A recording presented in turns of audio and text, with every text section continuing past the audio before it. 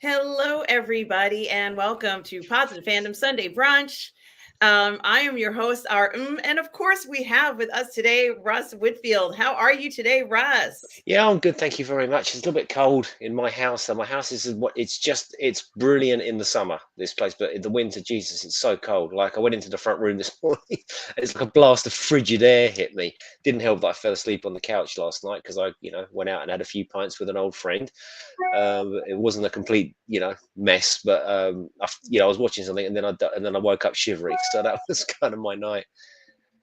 Well, And I'm oh, sorry you were cold. I don't I like know the it being sucks. This place is cold. it's really cold. But I see, Mario must have known I was coming because he says here, "I'd like to see your comments about the article from Falls about Snyderverse scenario where WB can sell it to Netflix." So maybe we'll talk about my beloved Snyderverse in a little bit. But I'm fine. And how are you?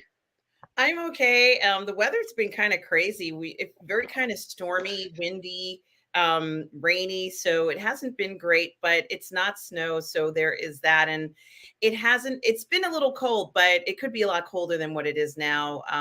We had some mild days in the 50s, so I can't complain about 50-degree temperatures in winter time. So there is. I think it's warmer outside this house than it is inside. Like if I go and stand on the balcony for a cigarette or whatever, it's actually quite warm. It's sunny and everything. I've got the heating on in here. I'm looking at my smart meter going up and up and up. I'm thinking, well, pay the money or be cold. What are you going to do, man? Yeah, it's something to think about.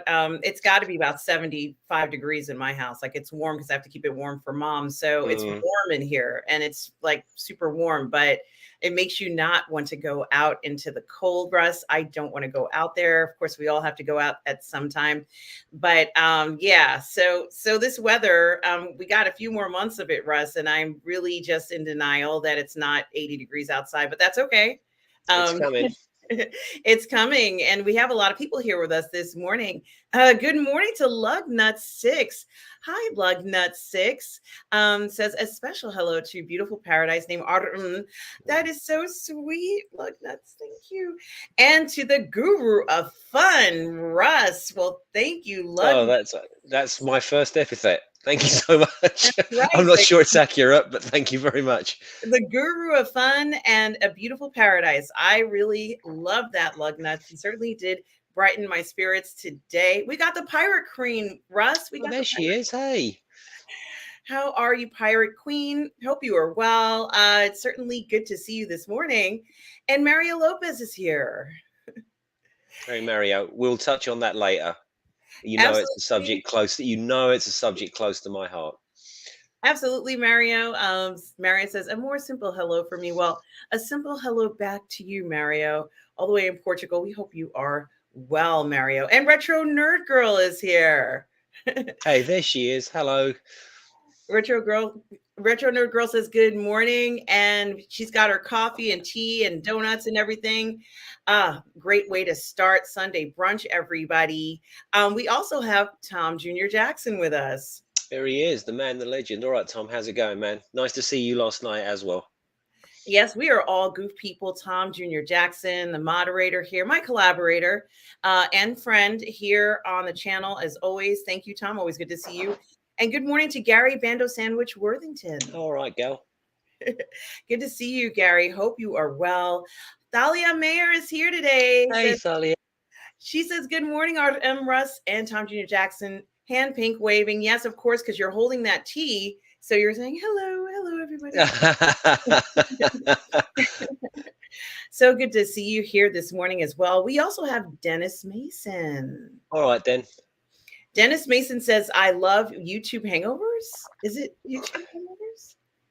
Well, I came on to Lorenia's 4K show last night for a little bit. Well, I wasn't on the show, but I commented in the chat box, and I'd had a couple of pints, but I didn't disgrace myself. It was all right. I just said my hellos and left. Yes, absolutely. That was a great stream last night for 4,000 subscribers for Lorena. So happy for her. And it was so much fun to see everybody there, Russ.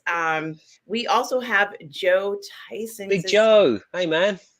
How are you, Joe? Joe says, good morning, afternoon, and Russ. Well, good morning and afternoon to you, Joe Tyson.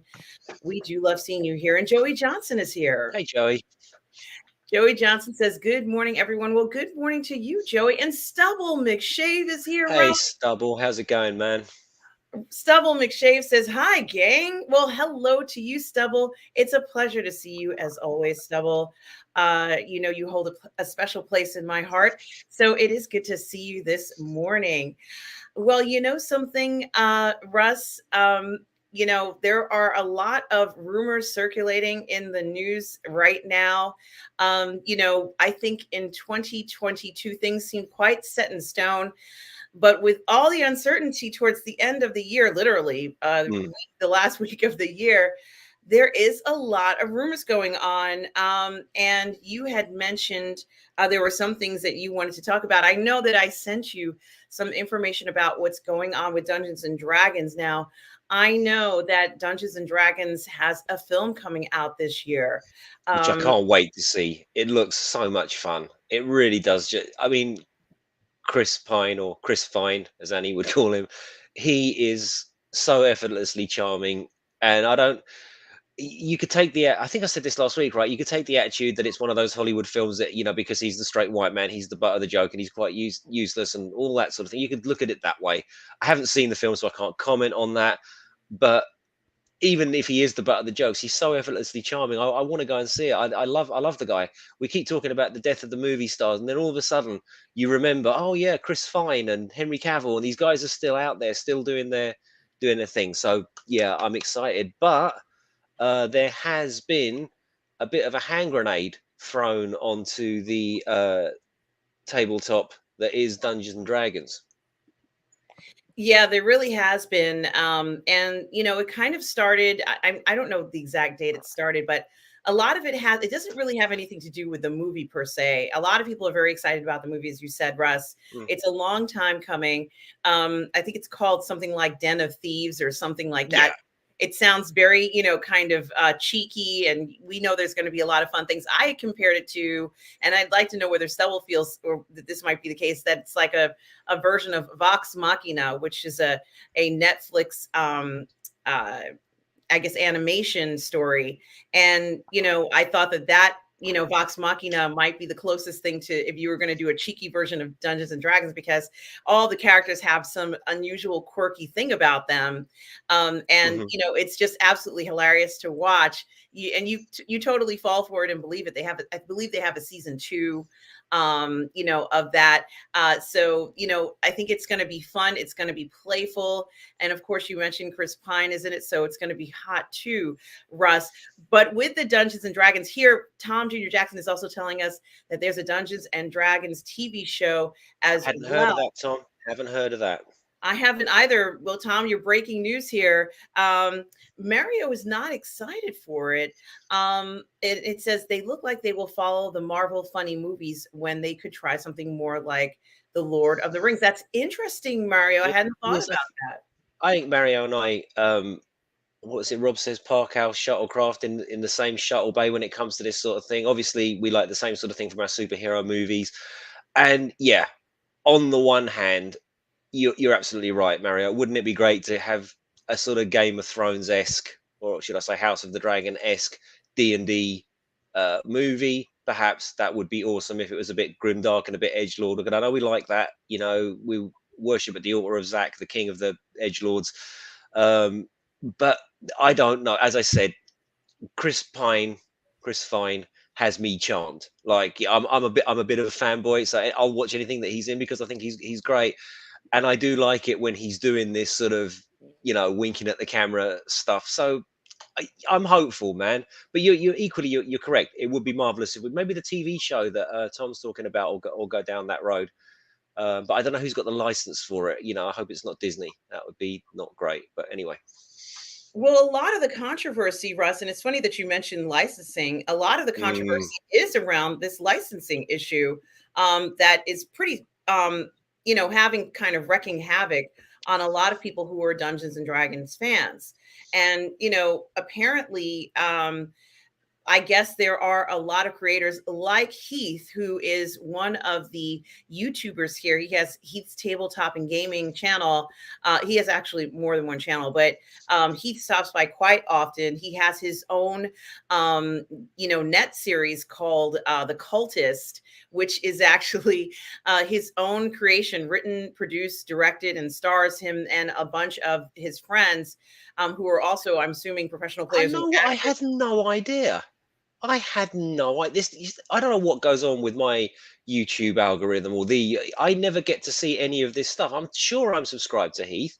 And if I'm not, let me go check. I want to see that. Hold on a second. It's Heath Tabletop Gaming, right? Yes, Heath. Yeah, Heath's Tabletop. Heath's Geekverse. That's it. Yeah, I'm subscribed. Yes. And so he has this YouTube series that he's created called The Cultist. It's in season 2. Hmm. And it's a fantastic series. I really love it. If you've ever played role-playing games with somebody, there's a lot of funny moments. It is a comedy. It kind of, you have a laugh at this whole thing. And Heath is very talented. So yes, I agree. Hello, Retro Nerd Girl again. Says Heath's Geekverse has a fabulous channel. He does. He has more than one channel, and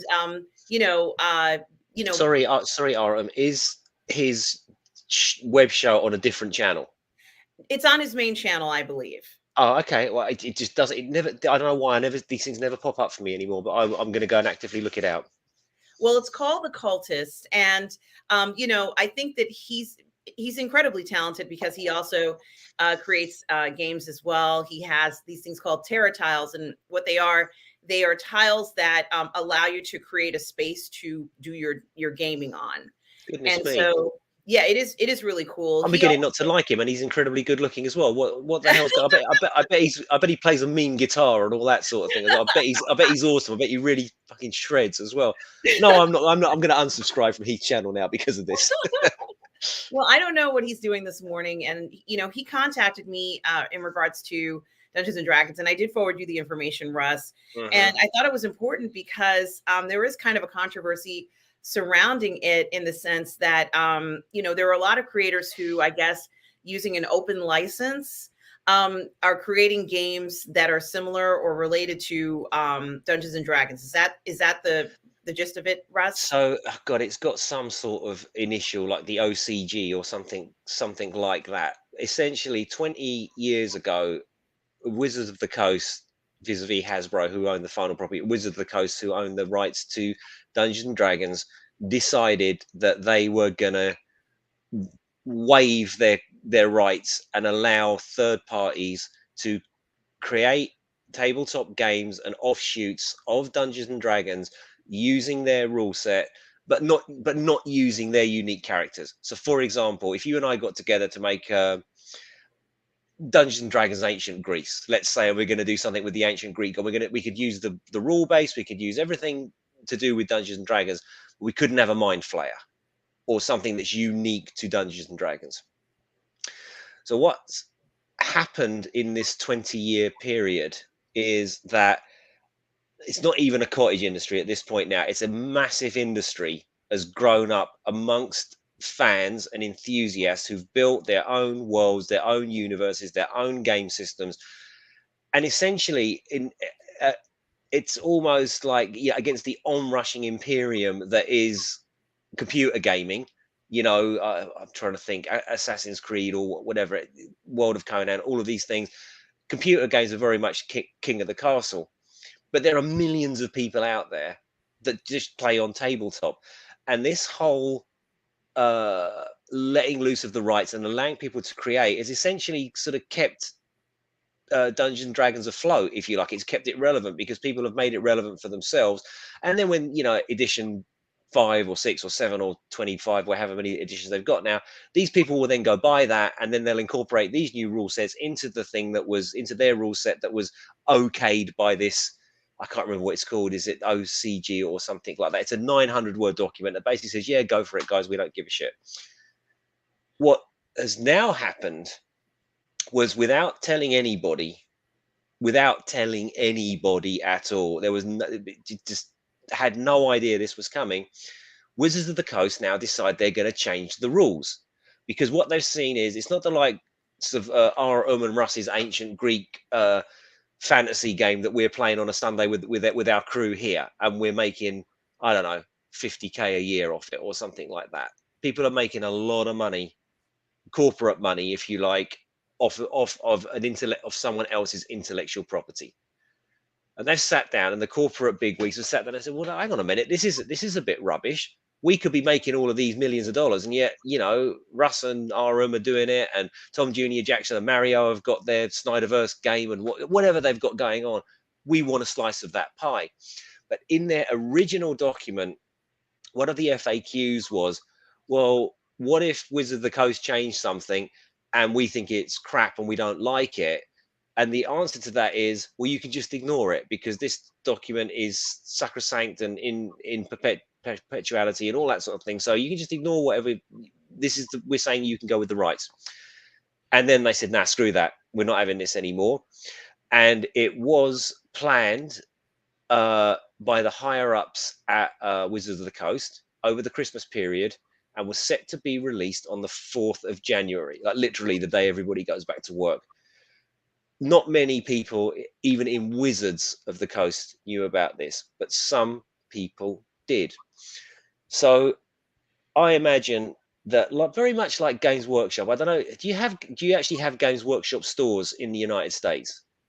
I don't know. Right. Well, we Right. do. We have a lot. We have a fair few of them in England. And anybody that works at Games Workshop is a massive Warhammer nerd. Like my mate Jamie, he was a district manager for years at Games Workshop, and he absolutely loves it. He knows all the things, and going to work for these guys, they just sit there all day playing war games and painting figures. I mean, what's not to love?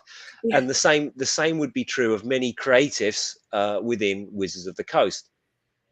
One of the workers there got a hold of this proposed new OCG document, whatever the thing is called, and leaked it to a web reporter at IO9, which is like I guess, an entertainment news website. And of course, it got out. And this is not a 900 word document. This is a 9,000 word document that basically says, no, if your income is over, oh my goodness, I think it was $750,000, which sounds like a lot. It sounds like a lot of money, but that's your income. It's not your profit. So let's say you and I took our ancient Greek thing and we crowdfunded a movie and we made $3 million on our crowdfund. Wizards of the Coast then say, right, well, we're taking 25% of that straight away, no questions asked. And if you try and fight this, we'll sue your ass off. Not only that, yeah, thanks, Double. OGL, Open Game License, right? OGL, that's what it's called. Not only that, what if our ancient Greek Dungeons and Dragons game was awesome? The document also says that Wizards of the Coast can now take our property that we created off the back of their rule set and their set of standards and bring it into Wizards of the Coast, and we have absolutely no recourse. It was basically a corporate move to take back control, to use a Brexit phrase, to take back control of their property and own it once again. What it hasn't taken into consideration is that, let's say you and I started our ancient Greek OGL thing back in 2000 or 2002, whenever this document came out, and you and I have now been working on this for 20 years. You and I have given up our day jobs. You and I are now fully committed to Odysee, Mmmm Russ's ancient Greek fantasy adventure, and we're bringing out and we're writing and we're doing all this stuff. And then these guys come along and say, no, that's it. We're taking it all back. So our 20-year career is now suddenly up in smoke, and we're just a mom and pop organization, right? Imagine that we built up an empire and everybody in the chat's working for us and they're all our employees, and it's all gone overnight with one fell swoop. So it all came out in a leak, and the Dungeons and Dragons community were aggrieved by this. And what they started to do, there's some sort of online Dungeons and Dragons thing that you can sign up to, and it's a huge source of revenue for Wizards of the Coast. And I forget what that's called as well, because I only read this stuff this morning and I was a little bit hungover. But everybody unsubbed. Like thousands upon thousands of people have unsubbed from this thing. So you can watch your sort of profit margin sort of going a little bit like that if you Wizards of the Coast, and then this news gets leaked. YouTubers get on board with it. They've got millions of subs. These guys, I had no idea it was still a huge thing like this, and their profit margin has gone because everybody just said, "No, we're not doing this anymore." Bigger organizations, so Russ and RM's Odysee is now a huge thing. We're like a corporation, we're publishing our own books and all the rest of it. They're all now starting to announce that they are going to create their own rule sets and make those open source in perpetuity. Not necessarily sure that's a great idea, because that sort of divides the fan base a little bit. Because if somebody wants to go with Russ and RM's Odysee, but Stubble likes the Viking game that's been thought up by Norwegian Kryptonian, and they're off playing that version of the rules. I'm not sure that's great. However, what then happened was Wizards of the Coast came out with a sort of statement, which is the most corporate bullshit thing I've ever read. And I've worked in corporate most of my career. I worked for BP for 20 years. So I know a little, and I used to write corporate bullshit. Oh my God. So I know a little bit about it. I can recognize it. I can see it coming, right? And they've tried to frame this as the document that was leaked was a draft, and it was not the final document, and this is what happens when things get leaked before they're ready to get leaked, and blah blah blah blah blah. And no, of course we didn't mean, we would never take your creations away from you. We're all about the fan community, and no, this is all about loving you guys, nothing to do with us taking away your IP and 25% of your profits and destroying the businesses that you've built up over 20 years, and the fact that you've kept our business going for the past 20 years because this is the only game in town. No, we love you. And en masse, the Dungeons and Dragons community has rejected that. Basically, this new document, this new open game license, one of the guys that I was watching this morning basically said it was the biggest middle finger to the fans. It's akin to James Gunn sacking Henry Cavill. It's that much of a middle finger to the fans, right? So now they've given the middle finger back, and they've just said, we don't believe any of this. You are lying. You have been caught in the lie. Yeah, so Retro Nogo says that apology letter was terrible. It wasn't even an apology, was it? Because it says, and I remember this line specifically, it said, some people reading this are going to take this as, the fans have won. But that's only half right. We've both won, because as we move forward in togetherness and and inclusiveness, oh God, and that was it. And they basically tried to dress it up as the old faithful from the entertainment industry. Their properties were being used for hateful purposes, and that's what it was all about. So there were these terrible racists out there, was the implication, who are making Russ and RM's third REICH game and things like, that was the inference there. It was bullshit, and that's where we are. Oh my gosh. Well, I just want to say there's so much to talk about regarding this, guys. And Marco's Blind Gaming has joined us. He says greetings to all. Hello. And also, I don't know if I had said hello to Rogue Thinker. Hello, Rogue Thinker. Hey, Rogue. No, I didn't. I didn't see you there, good morning, Artem, Russ, Tom, and all in the chat. Rogue Thinker says that if he started a if he started a channel, it would definitely be based on tabletop role playing. Yes, and Stubble does talk about looking forward to season 2 of Vox Machina. The first couple of episodes are released next week on Prime. Sam Riegel was in the running for winning a Grammy for a song about anal beads in season 1. Certainly, Stubble, and it was a very popular song, if I recall. Stubble, thanks so much for reminding us. It is the first time we've ever mentioned anal beads on Positive Fandom. All power to the anal beads. Let there be more anal beads on Positive Fandom Sunday brunch. What the hell? What the hell, Stubble? I love that there's a song about anal beads. Maybe there is a kind of like what do you call a version with no words, and we could just hum the tune together. A cappella. Yes, or instrumental, Right? Sorry. Of an anal bead song. Certainly, it was a popular song, if I remember, Stubble. I just thought that it certainly, the D&D movie reminded me of Vox Machina for some reason.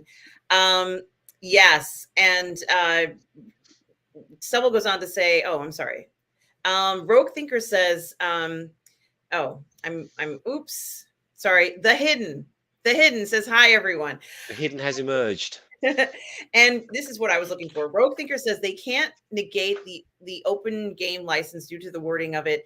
It was distinctly spelled out that it was permanent and could not be retracted by future documents. Now, Tom Jr. Jackson is letting us know that Paramount Plus has the rights to Dungeons and Dragons TV series, and it will be 8 episodes long.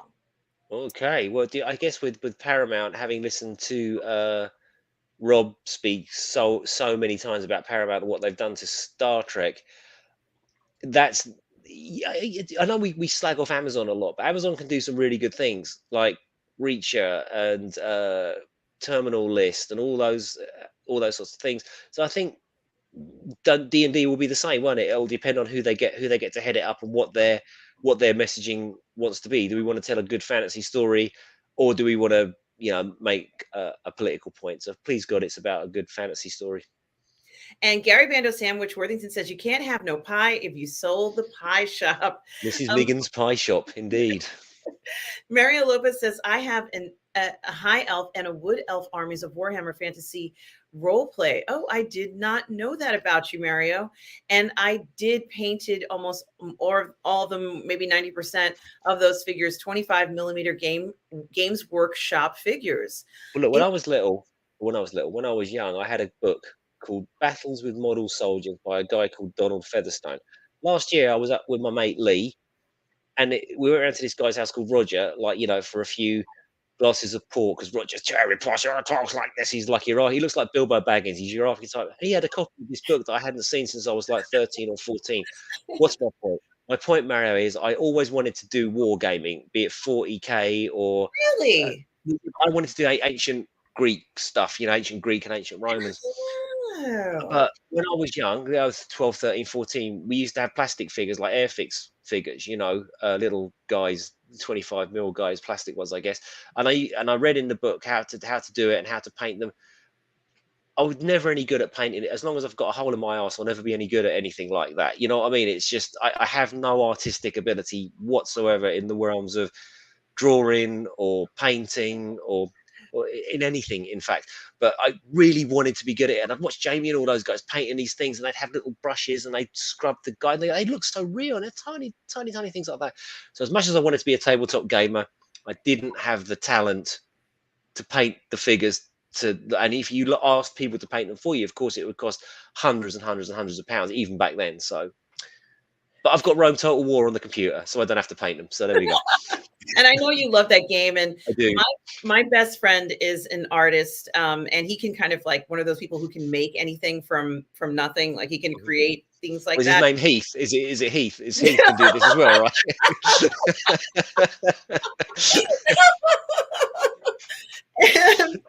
And his son loves Warhammer, and they paint models and all this sort of stuff. And they have the tiny models, and he's constantly sending me pictures of these tiny models that he's painting. And I kind of laughed at it because you have to use tiny little brushes to Yep. get the eyes and the armor and everything right. And I said, if I painted that, it would just end up just one color. Like it would just be like brown, Yeah.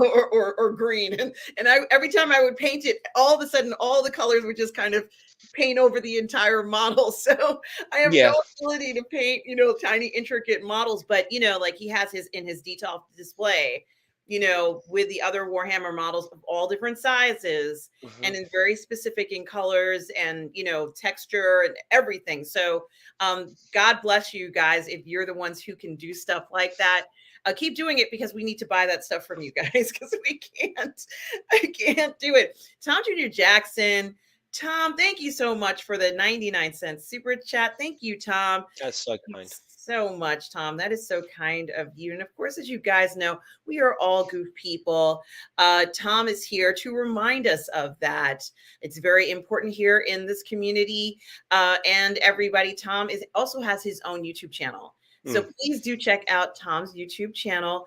And Tom, we love you. So I just wanted to put that out there. Now, I want to get back to what Retro Nerd Girl was talking about too. About Oh wait, and just 1 second.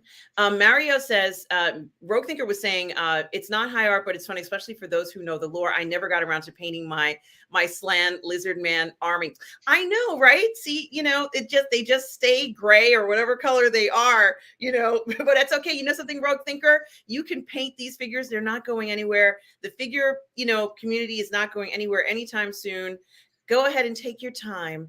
You got all the time in the world to paint that figure. And when you do, Rogue Thinker, let us know when you do that. So Retro Nerd Girl talked about this apology letter, Russ. And, I think that was kind of what they were trying to do. Was that their goal, to get the fans on their side? What did the corporation want to get the fans on their side? And the fans are just not going to buy this now. Is that Correct. is that It's a spectacular own goal, as we'd say in. I don't think you have own goals in American football. We certainly have them in soccer, right? It's just they've kicked the ball into their own net. Like they have royally fucked up here. Like properly. It is a massive PR disaster. Like it's huge. I was beginning to wonder, if people did start to turn away from D&D, could this potentially be the end of Dungeons and Dragons? It seemed that bad. But from my understanding, and Retro Nerd Girl or someone in the chat can maybe correct me on this, but it looks like they basically rode back on absolutely everything that they said. And the sort of the inference was that, as I said, it was a draft. And what the people inside the company who did the leaks were saying was, well, they knew that they'd get backlash for this. But what they were hoping for was a bit much like the backlash you get when Ben Affleck was cast as Batman or Heath Ledger was cast as the Joker. You get this massive, oh, it's going to be so shit, it's going to be the worst thing in the world, and then it'll go away. But this just didn't. The backlash was so huge in and even in such a short space of time. So as far as I now know, this Open Gaming License 2.0, whatever it's called, has not been released. And what I don't know is whether they're going to sort of try and leak it out and then do this stuff by stealth, or if they're going to have their feet held to the fire by the Dungeons and Dragons community. You just won't let them get away with that. And I'm beginning to err towards the latter, because, as I say, I knew nothing about this till I woke up to your text this morning, and the D&D sphere has exploded. It's all anybody is talking about, and it's WOTC liars, WOTC F them. Nobody's got anything good to say about this. When I was thinking about it, because I don't have much skin in that game, I used to love playing role playing games, but I was more into Traveller than I was into Dungeons and Dragons. To be fair, I used to play D&D, but I was more Traveller and Vampire. Yeah, that was the one I loved, Vampire. But I don't have any skin in this game, and I can kind of see it from both sides. Dare I say? Not that I'm on the side of big corporations or anything like that, but big corporations are good in providing the likes of us with content. Like we can all sit here and slag off Warner Brothers and Disney and all the rest of it. But as Rob Burnett often says, we're living in the past sort of 20 years has been such an amazing time for us nerds. Like, remember in the 70s, if you missed Battlestar Galactica or Buck Rogers on a Saturday afternoon, that was it. It's gone. We had no videos, we had nothing. You'd missed it, and I used to cry and everything like that. If I missed it, but nowadays we've just got so much content. So much of it is shit, but there is also lots and lots of good things out there, and I think we can miss that. So big corporation, right? They're losing out on millions and millions and millions of dollars here. From our Odysee game to Stubble's Viking game. Wow, they're losing huge amounts of money. And they're looking at a 20-year-old document that some bro came up with 20 years ago in the spirit, he's probably coked out of his mind or stoned off his head or maybe taken an ecstasy tablet and all loved up to the deal. Yeah, man, fuck it. Let's just give them all the rights. It was really cool. And has done it. And they're now looking here, but it's not costing us a fortune, but we're losing a fortune, if you like. We want that money back.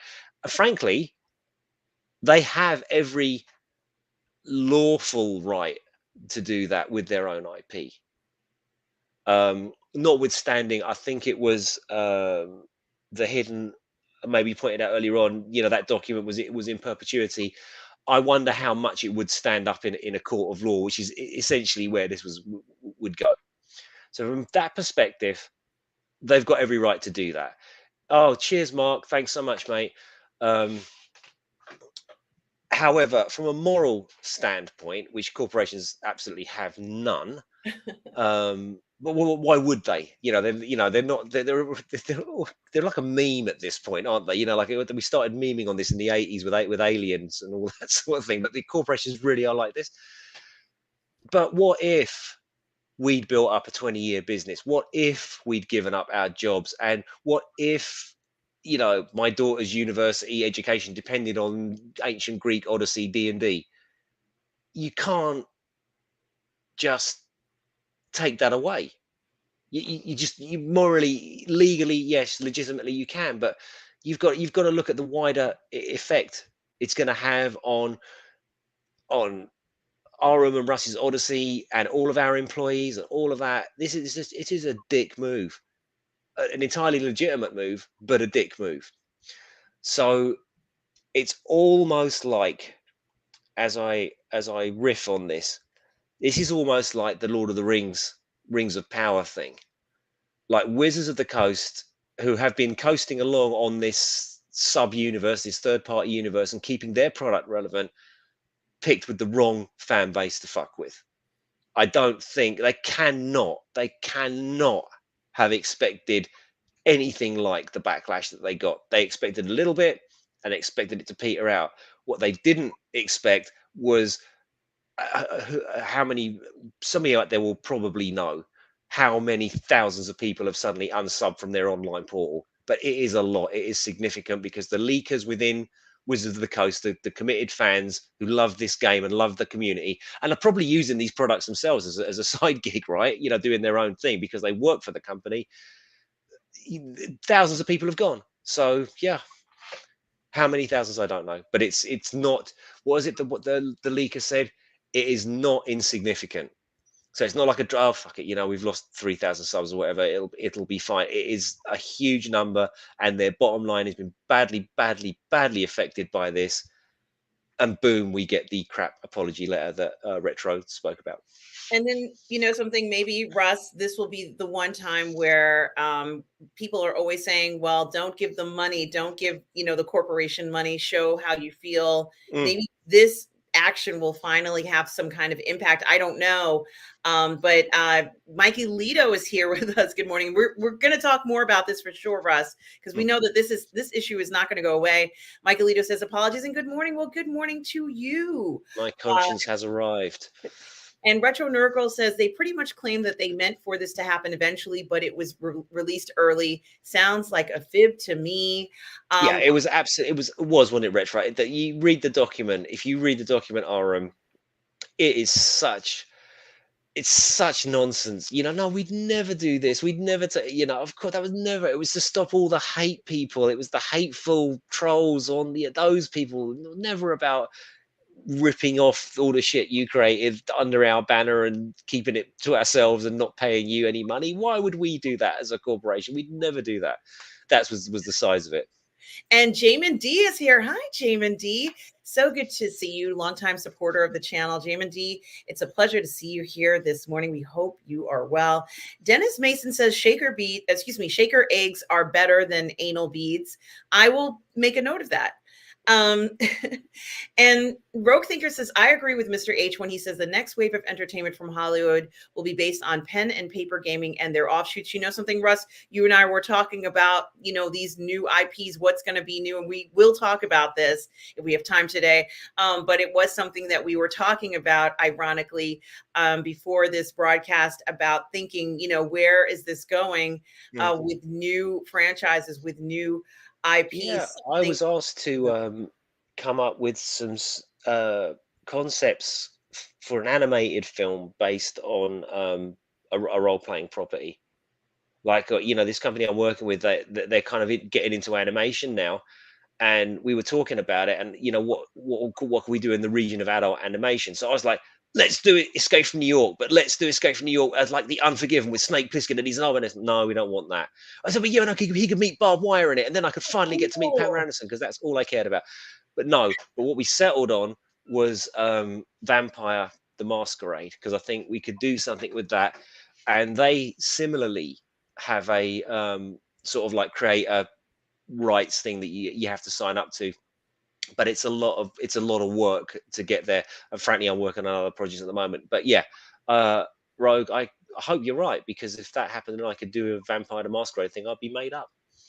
Mario Lopez says painting figures is hard work. Yes, it is. Dennis Mason says, I will do your portrait for $49.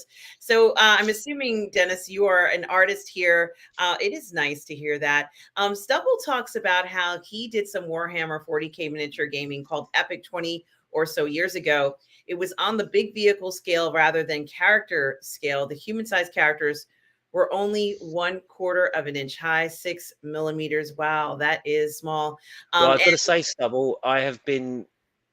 I don't know what it is about this guy, but I have just been religiously listening to this Luton09 channel that I mentioned last week. With it, he's just has all of the lore. Like, I've literally started from the beginning of man, through the Emperor, through the Horus Heresy, and now he's doing the worst jobs in the Imperium, and it's absolutely fascinating. And I kind of wish I could go back in time 30 years and be 20 again, so I could get into this stuff and actually understand it. And I'm far too old to start learning it now, but it's a fascinating universe. And I can't and of course it's even going to be more fascinating because Henry Cavill, Warhammer, come on. yes, and you guys are talking about magnifying glasses, art lamps. It is very interesting. Stubble says that he thinks Hasbro owns He Wizard does. Yeah, of the he's correct. He's correct. Yeah. So it's Hasbro is the big baddie? Is that what you're saying?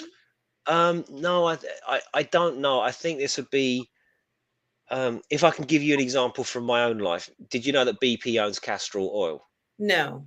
Not many people do, right? And I think this is more the case. So if Castrol come out and do a huge faux pas, is that on BP or is that on Castrol? And I think this is one of those situations. But I don't know enough about the internal workings of Hasbro Wizards of the Coast, but that would be my guess. Yes, that's a good question. Yes, and guys, please check out Retro Nerd Girl's channel as well.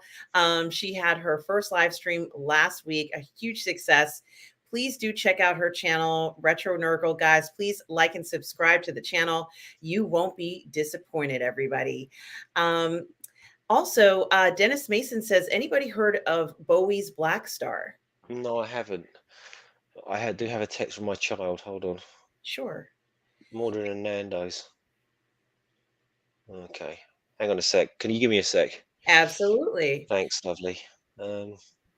So, guys, I did want to mention that you can actually get more information about Russ from his website here. Thank you, Tom Jr. Jackson, for putting the link in the chat as well. You can contact Russ at russwhitfield.com. You can pick up his Gladiatrix series.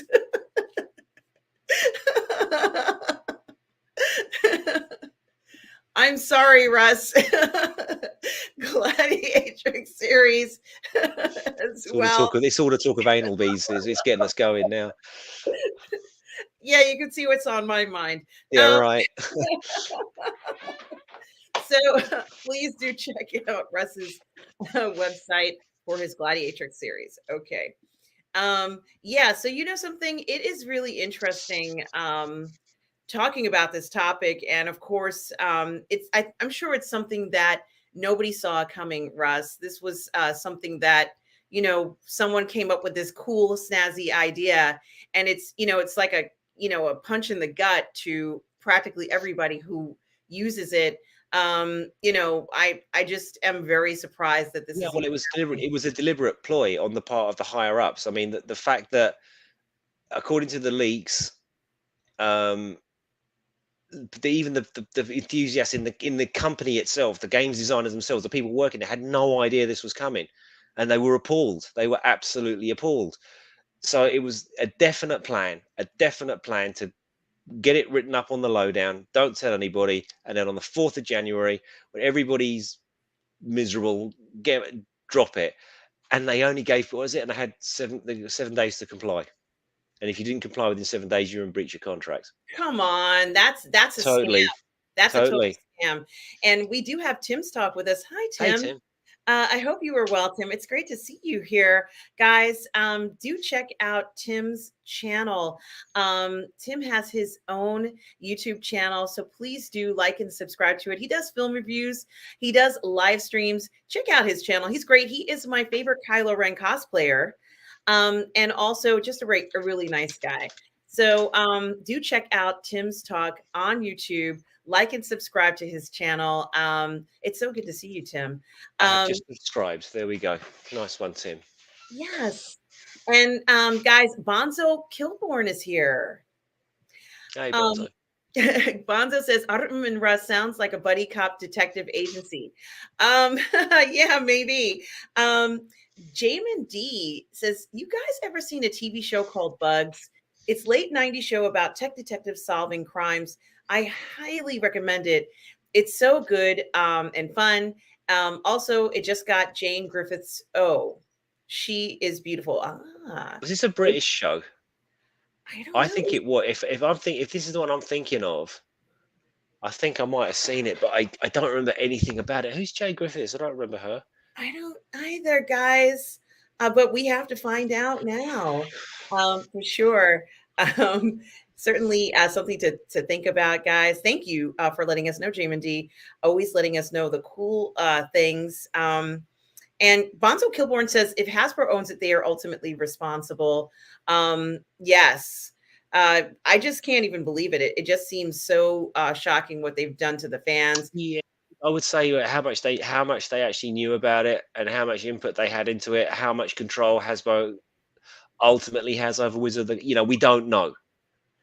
I True. mean, for example, if BP updates their privacy statement, Castrol has to update their privacy statement to fall in line with laws, things like that. But how much say Bernard Looney has over the day-to-day running of Castrol, I really don't know at what level those decisions are made. So we don't know. So no, we're not hating on Hasbro. I think we are hating on Wizards of the Coast a little bit. But I don't know when you came into the conversation, Hidden, but I can see it from both sides. I can understand why a corporation would want to take back control and get this money, even though this license free thing has kept their game relevant for the 20 years it's been in operation. But you can see the logic in the boardroom, can't you? Like in Aliens, where they're all sitting around giving Ripley a hard time. You can almost see those sort of people go, well, hang on a minute. 20 years ago, we gave all our rights away. That's just dumb. Look at this company here is making millions. They're making millions. We're not making any money off this. What the hell? Let's reverse it. Yes, I can see that. And I'm sure, to be honest with you, they're lucky that it's gone this long without someone raising a flag. And maybe there were advocates who were in the company at that time who said, we're just going to leave that alone.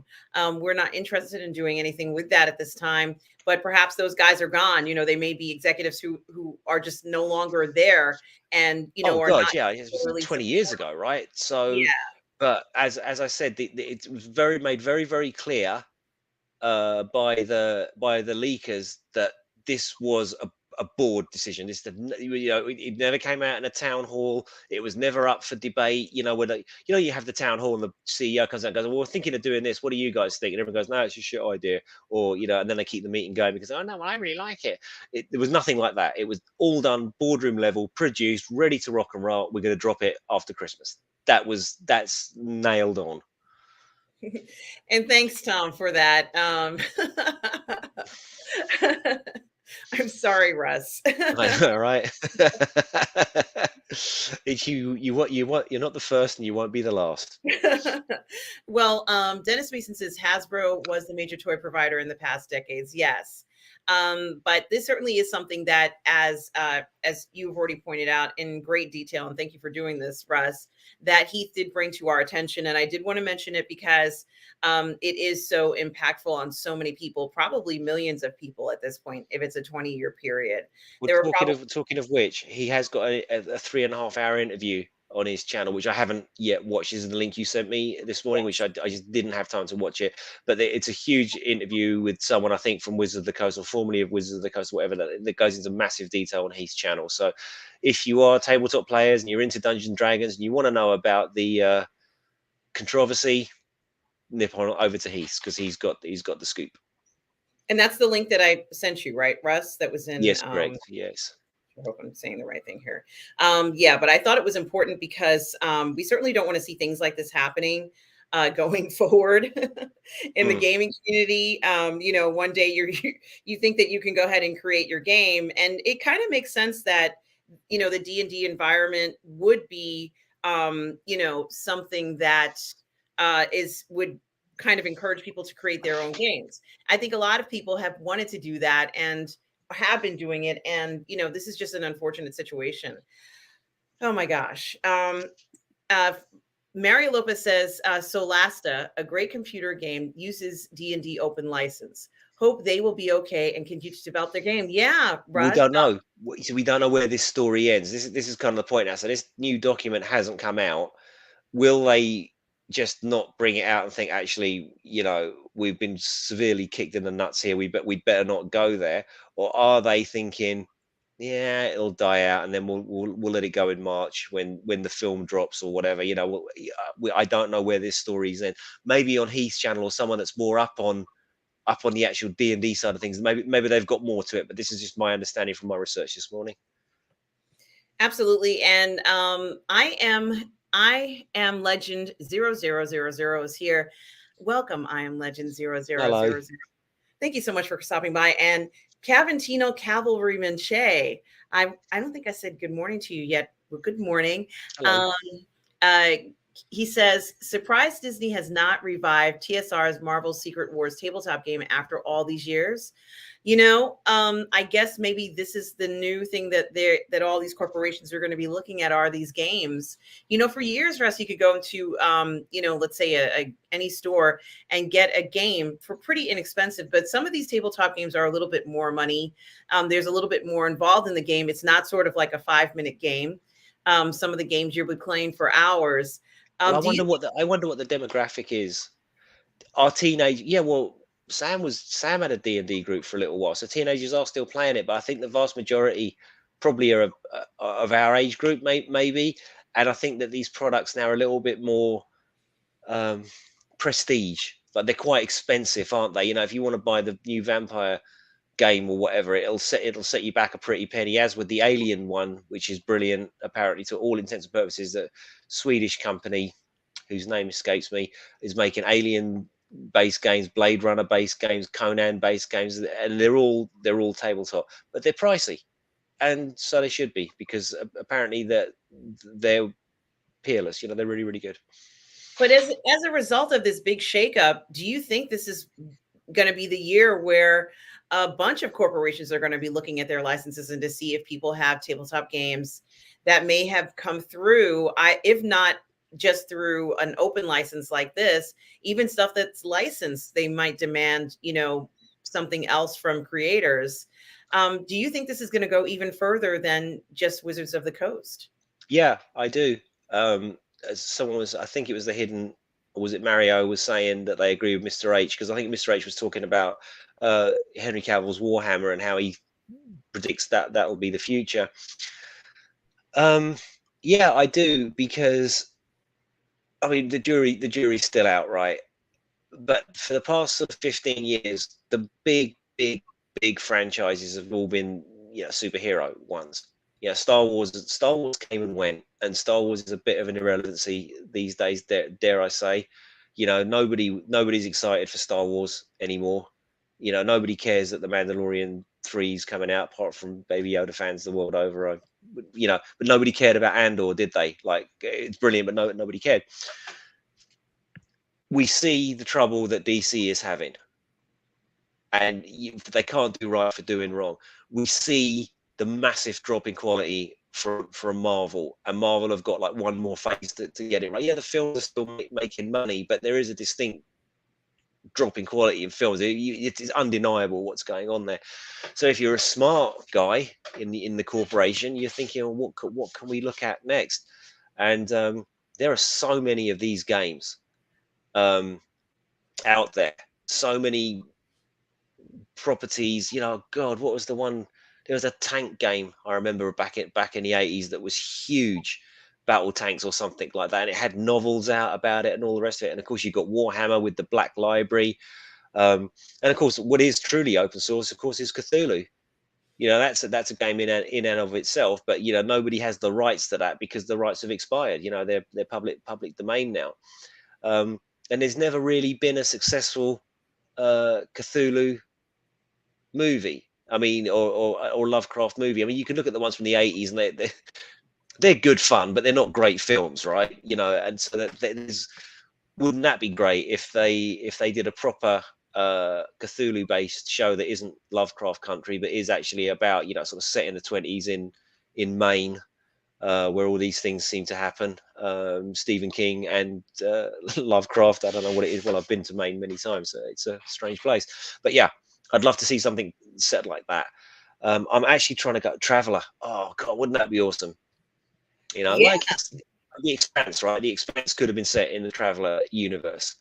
But there, and of course, Vampire the Masquerade. That is, you know, to this day, I'm still staggered that we don't have an Underworld TV show or an Underworld reboot or an Underworld passing of the torch from Celine to Eve movie. You know, because Kate Beckinsale said, "Oh, I'm done with that shit," and then she was asked like 5 years later, "Would you do another Underworld?" She goes, "Yeah, probably would." You know, and we haven't had that, but that universe is rife, and that is that's a creator owned IP, right? That's literally Wiseman, Griveau, and oh shit, what's the and the other guy who, I apologize, other guy, I just can't remember his name. Danny, someone.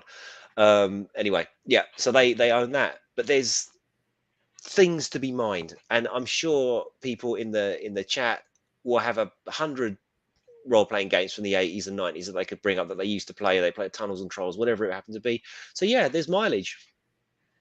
Yeah, and there's clearly a market for what they're talking about. I think, you know, even from the simplest game to the most complex, you're going to find people who are going to want to play these games, and not just in groups, but also single player. I don't even know what it's called, Russ, but for those people who like to play games solo, there's even a market for that. So if you don't even want to be in a group, Russ, there's a bunch of channels on YouTube. They're like, oh yes, you can create your own world and play by yourself if you want to. Yeah, And Tunnels and Trolls was that. Tunnels and Trolls was that was the first ever role-playing game that I played because I moved from one school to the other one. I was a little bit bullied. It scarred me for life. No, I didn't really have any mates until I fell in with Chris and Miller and all that lot and the heavy metal crew.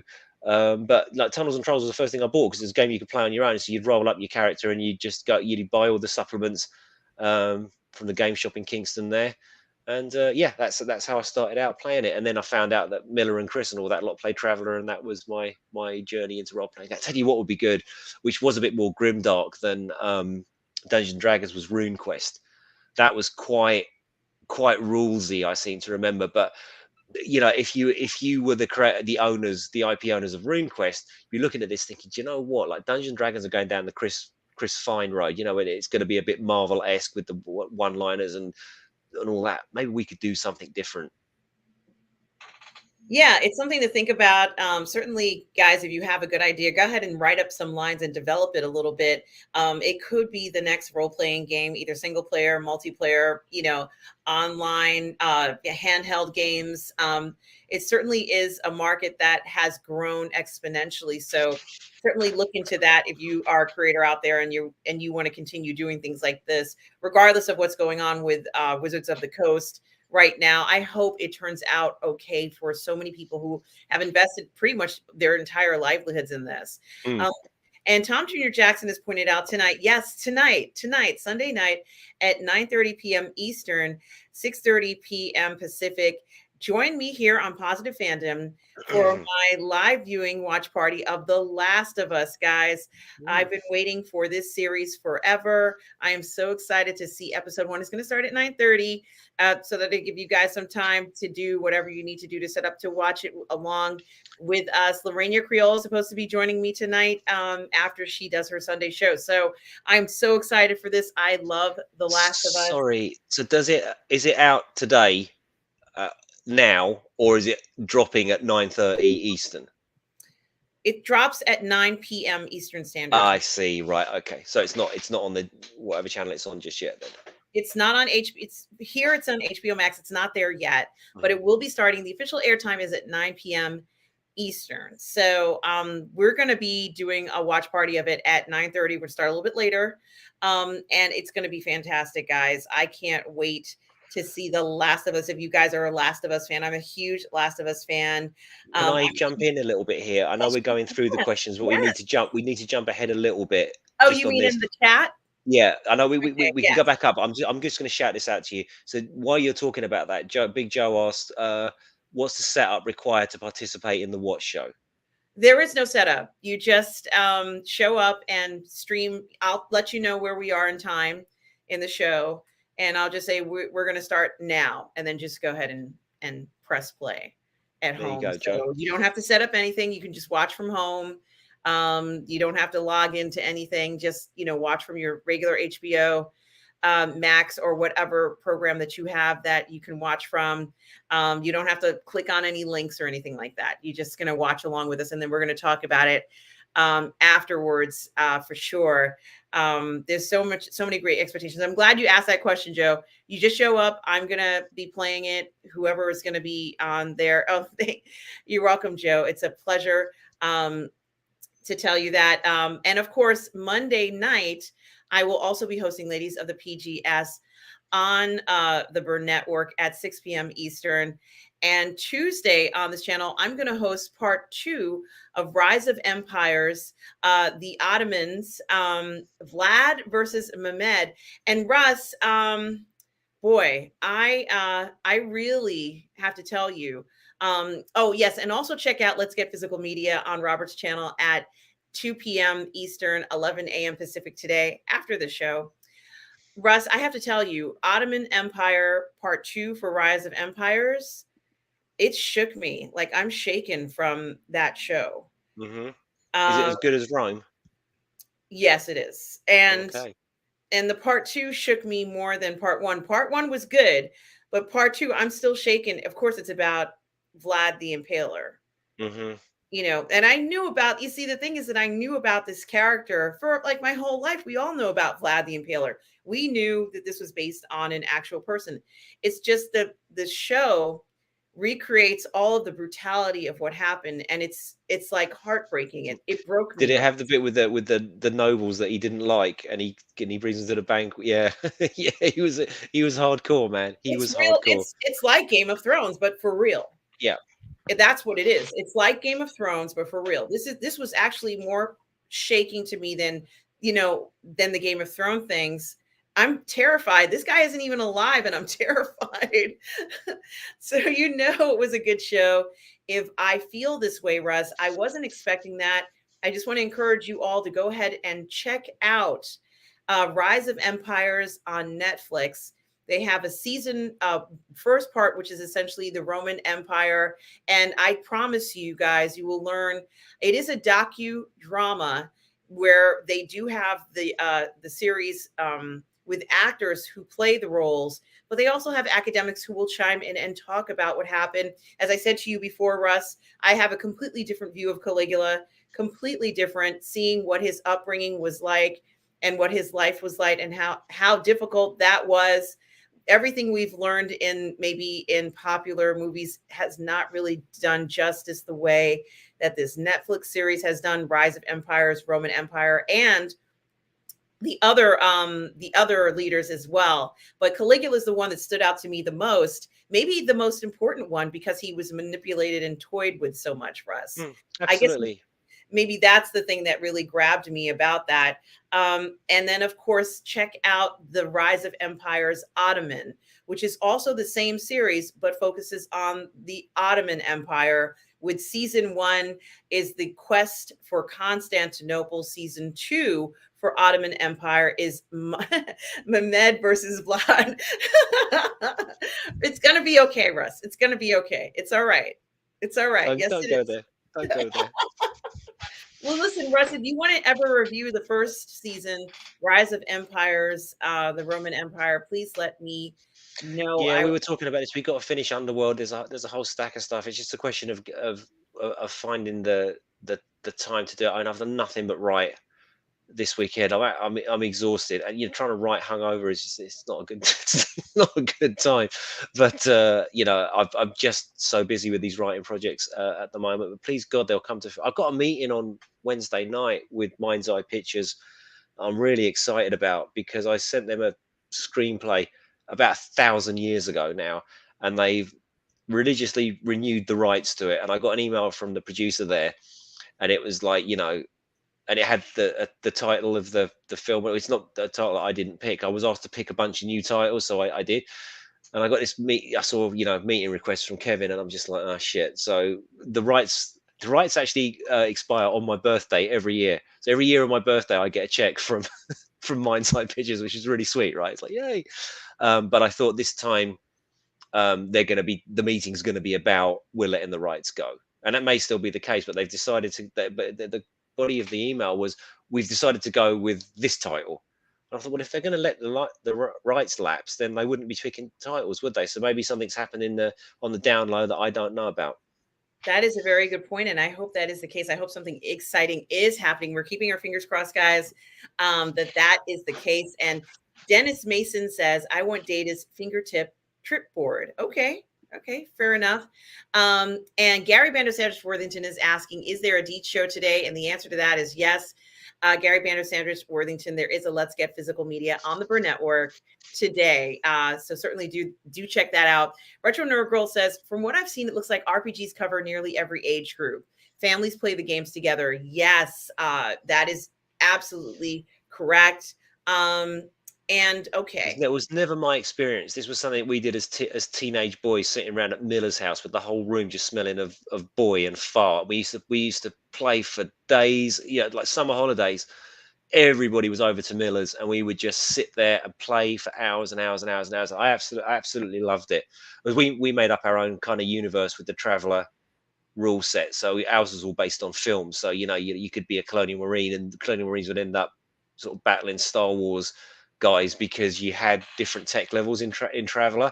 So Colonial Marines would be like tech level 7, and Star Wars guys would be like tech level 13. But you could sort of cross paths. And we brought the Warhammer guys into it. We were a bit anti Warhammer in those days, so we'd fight what are they, Legion Astartes and all that. Oh, it was great fun, but Sounds never with the family. Yeah, it sounds fantastic. Certainly something to think about. And Cavantino says, did some looking, and a company named Night Models has a set of Snyderverse Justice League 30mm figures for, is it 33 pounds? No, Euros. euros. 33 euros. Interesting. Thank you for letting us know. And Can, yes, can you pop the link in there? I guess, because yes. Can you please let us know what company it is? I can't. Um, who is it? Night Cavalryman. Models. Maybe somebody can find the link for Night Models. I don't think you can put the link in. But Oh, I see. Okay. Sorry, apologies. because they restrict it. Yes, there is a Let's Get Physical Media on the Burr Network at 2 p.m. Eastern, 11 a.m. Pacific. So do check that out. I know someone was asking about it. Jamin D says, Russ, Sauron's eye hasn't focused its sign on Underworld. Let's hope it stays that way, and we can just remember fun memories from the franchise and not agenda and other nonsense from this era. With this era, I believe 2023 is the start of the fight back. I'm gonna say that. When we got through the chats, there's something else I'd love to mention going forward. But there's a new Red Sonja movie that's been in Yes, development hell for like 15 years, and yes. that's it just seems like, not with everybody. I'm not going to say like Disney is suddenly going to come out and be neutral again or anything like that. But Jamin, I just think it might be starting to turn a little bit. And honestly, I do you think Underworld, as it if you does it lend itself to sort of identity politics and messaging and stuff like, I just can't imagine something as ludicrously po-faced as Underworld, because it is. I fucking love Underworld. It's literally one of my favorite franchises, and because it just takes itself so seriously and knows its bollocks at the same time. I love it. I don't know if it would lend itself to making statements, but you know what, Jamin, I wouldn't put anything past these people. So maybe you're right. Maybe it should be left. Um, but come on, man, Kate Beckinsale, she is like Benjamin Button. It's like every year that goes by, Kate Beckinsale just gets hotter and hotter and hotter. It's like it's not Yes. fair. It's not fair. Well, you know what I say whenever someone talks about Underworld, I always have to do that part where the guy says, "We are like Yes. and no choice but to say it like that. And I know someone is going to do an Underworld parody where it's done in a Shakespearean manner. Well, it is. It is almost a parody. It is almost done in a Shakespearean, especially Awakenings. With is it wait? Is it the one with Charles Dance in it? Yeah, yeah. When he first shows up with the ludicrously Theo James and Charles Dance, and they're going around and they're just thesping the shit out of chewing the scenery, and then it gets even worse in Blood Wars, where they're really going for it because they have this like you've got the clan house and they're all there in their sort of Yes. gothic clothes and all that And stuff. what did Charles Dance he was a narrator on something recently. That was somewhat very popular. He Uh, was, but I don't know what it was called. I can't I remember. can't remember just now. I'm going to play my promo and we will be right back to talk some more. Be right back.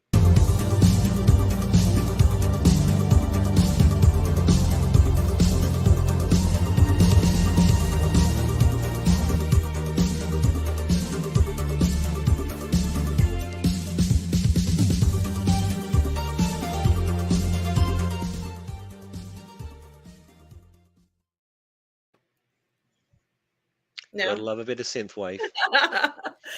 Gary Gygax was a Yeah, great content creator. he was the Um, Dungeons and Dragons creator, I think. Thank you, Mario, for letting us know about another creator who's wonderful there. The Hidden says, I'm wondering why cartoons or other movies like Beauty and the Beast aren't modified to show more romantic drama between vampire girls and werewolves like Underworld. Well, I'm wondering, The Hidden, why we haven't had a Underworld video game. That would have sold like crazy. And I think it would have been perfect. It would have been fun to play that, but we never got that. What do you think, Russ? Um, I wonder. I wonder if Underworld is as successful after the event as we kind of hoped. I mean, it had 5 sequels, right? 4 sequels, sorry. Then it did the animated thing, which wasn't that well received. It had like an animated short, and then it just vanished. It just kind of vanished after the fifth one. I think Kate putting the kibosh on it, but Wiseman was constantly talking about a TV show for years. Uh, but yeah, I don't know. I don't know why. Uh, we were talking earlier on about when Jamin was saying let's they could ruin it, and I was kind of reminded of a similar franchise, Resident Evil, with Mila in it, and it literally is cut from the same cloth as Underworld, that lot, and then they did reboot it, which was in a way that was much more true to the games apparently, and all the rest of it. Apparently, whatever came after Paul W.S. Anderson's movies, as hated as they were by fans of the game and loved as they were by fans of Mila Djokovic and the whole idiocy of the whole story, everything else that is more true to the games has been a complete disaster. Apparently, from what I've seen, I haven't seen the shows, but they've not been very well received as far as I know. Yes, and Rogue Thinker says TSR tried to cover all the genres: Boot Hill, Oh um, my God, Boot Hill, yeah, shit. Gamma World, D&D, Star Frontiers, Top Secret. True, very, very true. So that is something to think about. Yes, and Mike Alito, it is at 9 p.m. on HBO Max tonight for the show. Oh, thank you so much, Rogue Thinker. I'm so glad you liked the last stream with Cameron. I'm going to be doing more streams with Cameron as well, so do check that out on the channel here. Cameron is fantastic. And Rogue Thinker says the Rome series was a fantastic. I don't know whether you mean the HBO one. I don't know whether you mean Yeah, the it was and Rome. Netflix one. Yeah. Okay. Yes, HBO's Rome was fantastic. I love, is it Polly? What is her name? Polly Polly Walker. Walker, right?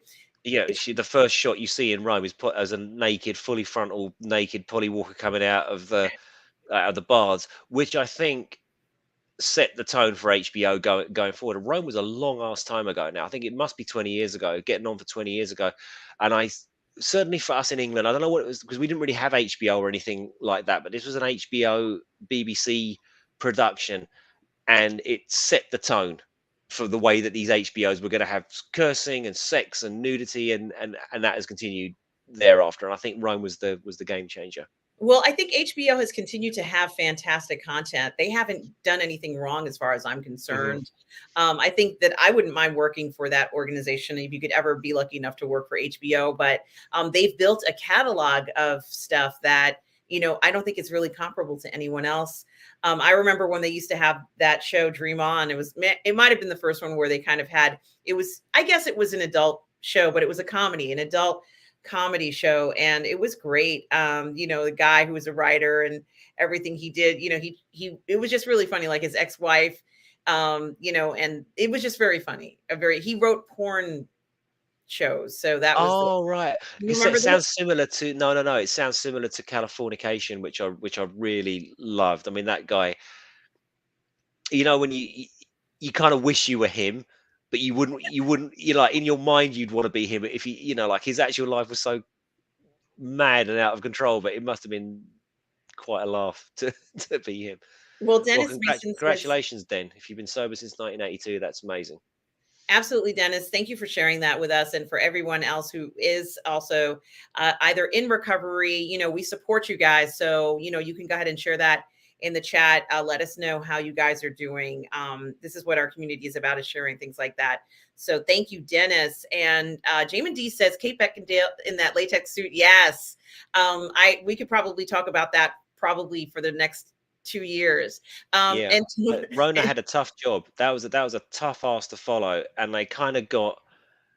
I remember before it came out because essentially, unfairly, but accurately, Rona is sort of Kate Beckinsale light. So if you can't get Kate Beckinsale, you kind of get Rona Mitra, and it was a bit of a thankless task, like setting a prequel up. It was made at the same time as the second one, by the way. So it wasn't as though there was any shenanigans behind the scenes. Like Rona Mitra was specifically chosen for her resemblance to Kate Beckinsale because that worked for the whole Victor, getting gaining another child that was so similar to her. And she dare I say made it her own. I thought she was fantastic. I think that's one of the better underworld movies actually. That again with oh my god, I've forgotten the actor's name, the Welsh guy, the Lycan. Name's gone out of my head. Anyway, it's with not him, Mike Sheen. It's not Mike Sheen, is it? yeah, It is yeah, Mike Sheen. yeah, Michael Sheen just So chewing this. wait. Is he the one that goes, "We Yeah, are yeah. Lycans"? I'm And like sorry. he's I shouldn't do that so again. I'm buff. so He's so sorry. buff in that film. He's like that, and he's built like a brick shithouse. And yeah, it's great. It's great. I And had this to is do turning that into the again. underworld stream. Who knew? He's like he's in that underground prison or whatever it is, and it's Mm. just like, they're like, "You guys don't realize how good we are." It's like, yes. I mean, okay, all right. I won't do it again. Not, I can't promise that. Um, yes, Underworld has so much potential, an endless war through centuries, so many casualties. Yes, and I'm sorry that it's so many casualties to explore as characters. The Hidden says he's disappointed that they killed off actor Scott Speedman. Yeah, I agree. I don't think. Well, I don't think Speedman wanted to come back. I Yeah. think that was the point. They kept sort of hoping he would come back, and it's huh. When you get to Bonzo's comment, you'll see me leap out of my chair. But yeah, I think that the whole sort of franchise was kind of based on around that relationship, and they were hoping he was going to come back, and he just didn't want to, or and that was kind of it. So they had to kind of kill him off, I think, or recast maybe. I don't know. Yes. Okay. So Dennis is giving me tips. As a hair creator, I advise you to rarely wash the hair, comb with fingers every day, root to fingertips, spreading the oils. I will. I will do this. I have some, like when it's humid, my hair does things that no one should ever witness. Um, so keep that in mind, Dennis. I can wake up and style it, and then as soon as I step out, I know I live right near the shore. I don't know why I do this. I go and style my hair and then go to the boardwalk. And then when I come back, it doesn't look the same, but that's okay. It is what it is. Um, uh, Stubble McShave says, I wonder if History of the World Part 2 will feature Hitler on ice, Jews in space, as was announced at the end of History of the World Part 1. Yeah, That's an old movie to bring up, Stubble. Come on, man. That's what 1982. we've been waiting for this forever, Stubble. I thought there was going to be a History of the World Part 2, and it never came. Oh, thank you, Tom Jr. Jackson. He says there is an Underworld video game. Tom, thank you for letting me know. I didn't know there was one. I'm going to have to find it. It's a PC game. Thank you, Tom. I'm going to play that game. Thank you for letting me know. Gamer World. Oh, thank you, Dennis. Oh, Jamin D says that the game was not as good as it could have been, but that's okay. Now, Luminar 843 is here. Hello, Luminar 843. Such a Hello, pleasure lovely. to see you guys. Check out Luminar on Figure Flex. Luminar is also a wonderful lady, and it is wonderful to see her here this morning. It's such a pleasure. Yes, Luminara says they should have renewed Lovecraft Country. I agree. I don't understand why they didn't. I know they said it's just one season, but we need more. We need more of Was this. it a Netflix show? Was it not? It was, yeah, it was a streaming channel Right. show. Yes. So I found out recently that it has something to do with completed watches. And this is how you know, because many shows, I watched a great one on Netflix called Messiah. It's about, you know, potentially Jesus coming back, and was this guy Jesus, or was he a con man, and all this sort of thing. But if the show doesn't hit a certain percentile of completed watches, it's nixed. That's it. There's no like, oh, maybe we'll give it another season. And that's a kind of weird economy, isn't it? Because I think even the most ardent Star Trek fan would admit that the first couple of seasons of Next Generation were not as good as the rest. So sometimes you need to give a show a chance to get up and running. But certainly in the streaming world, that, according to this thing that I heard anyway, that doesn't seem to be the case. So if your Lovecraft Country didn't get 50% or whatever it was of completed watches, that's it, gone. We're moving on to the next show, unfortunately. Guys, do check out Luminara 843 on her Figure Flex shows. I believe it's on the 1/6 Scale Man Network. Certainly do check that out, guys. She's a huge 1/6 Scale collector. So make sure you check that out. Um, John Ware Jr. says, I think there needs to be more premium / streaming shows with unclothed scenes. I agree. I couldn't agree more. I find the amount of scenes have been in decline. Yes, I think that there needs to be more adult content with nudity, more shows for adults. And There I'm not saying, has, yeah, sorry, yeah. sorry. No. I'm not saying that it has to be in everything, but there are certain times when I think we need to see adult content in a realistic way. You know, I'm not expecting everybody to be in G strings all the time, but there are some intimate moments where it does make sense to see that. And one example of that, I think, where it's somewhat appropriate was in Jack Ryan season 1 with John Krasinski, where he's kind of making love to this woman, and she starts to take her clothes off, and I'm like, yes, of course. It's like, don't do the I'm just going to keep my bra on and then fades to black, and they didn't do that. We got to see a little bit more. I think we need to see a little bit more of that. God knows they showed him a lot in that series as well, so I think there was something for everyone. But let's just be real, it's okay to see some nudity some of the time. Russ, you were going to say. But there's a deliberate attempt to step back from that, isn't there?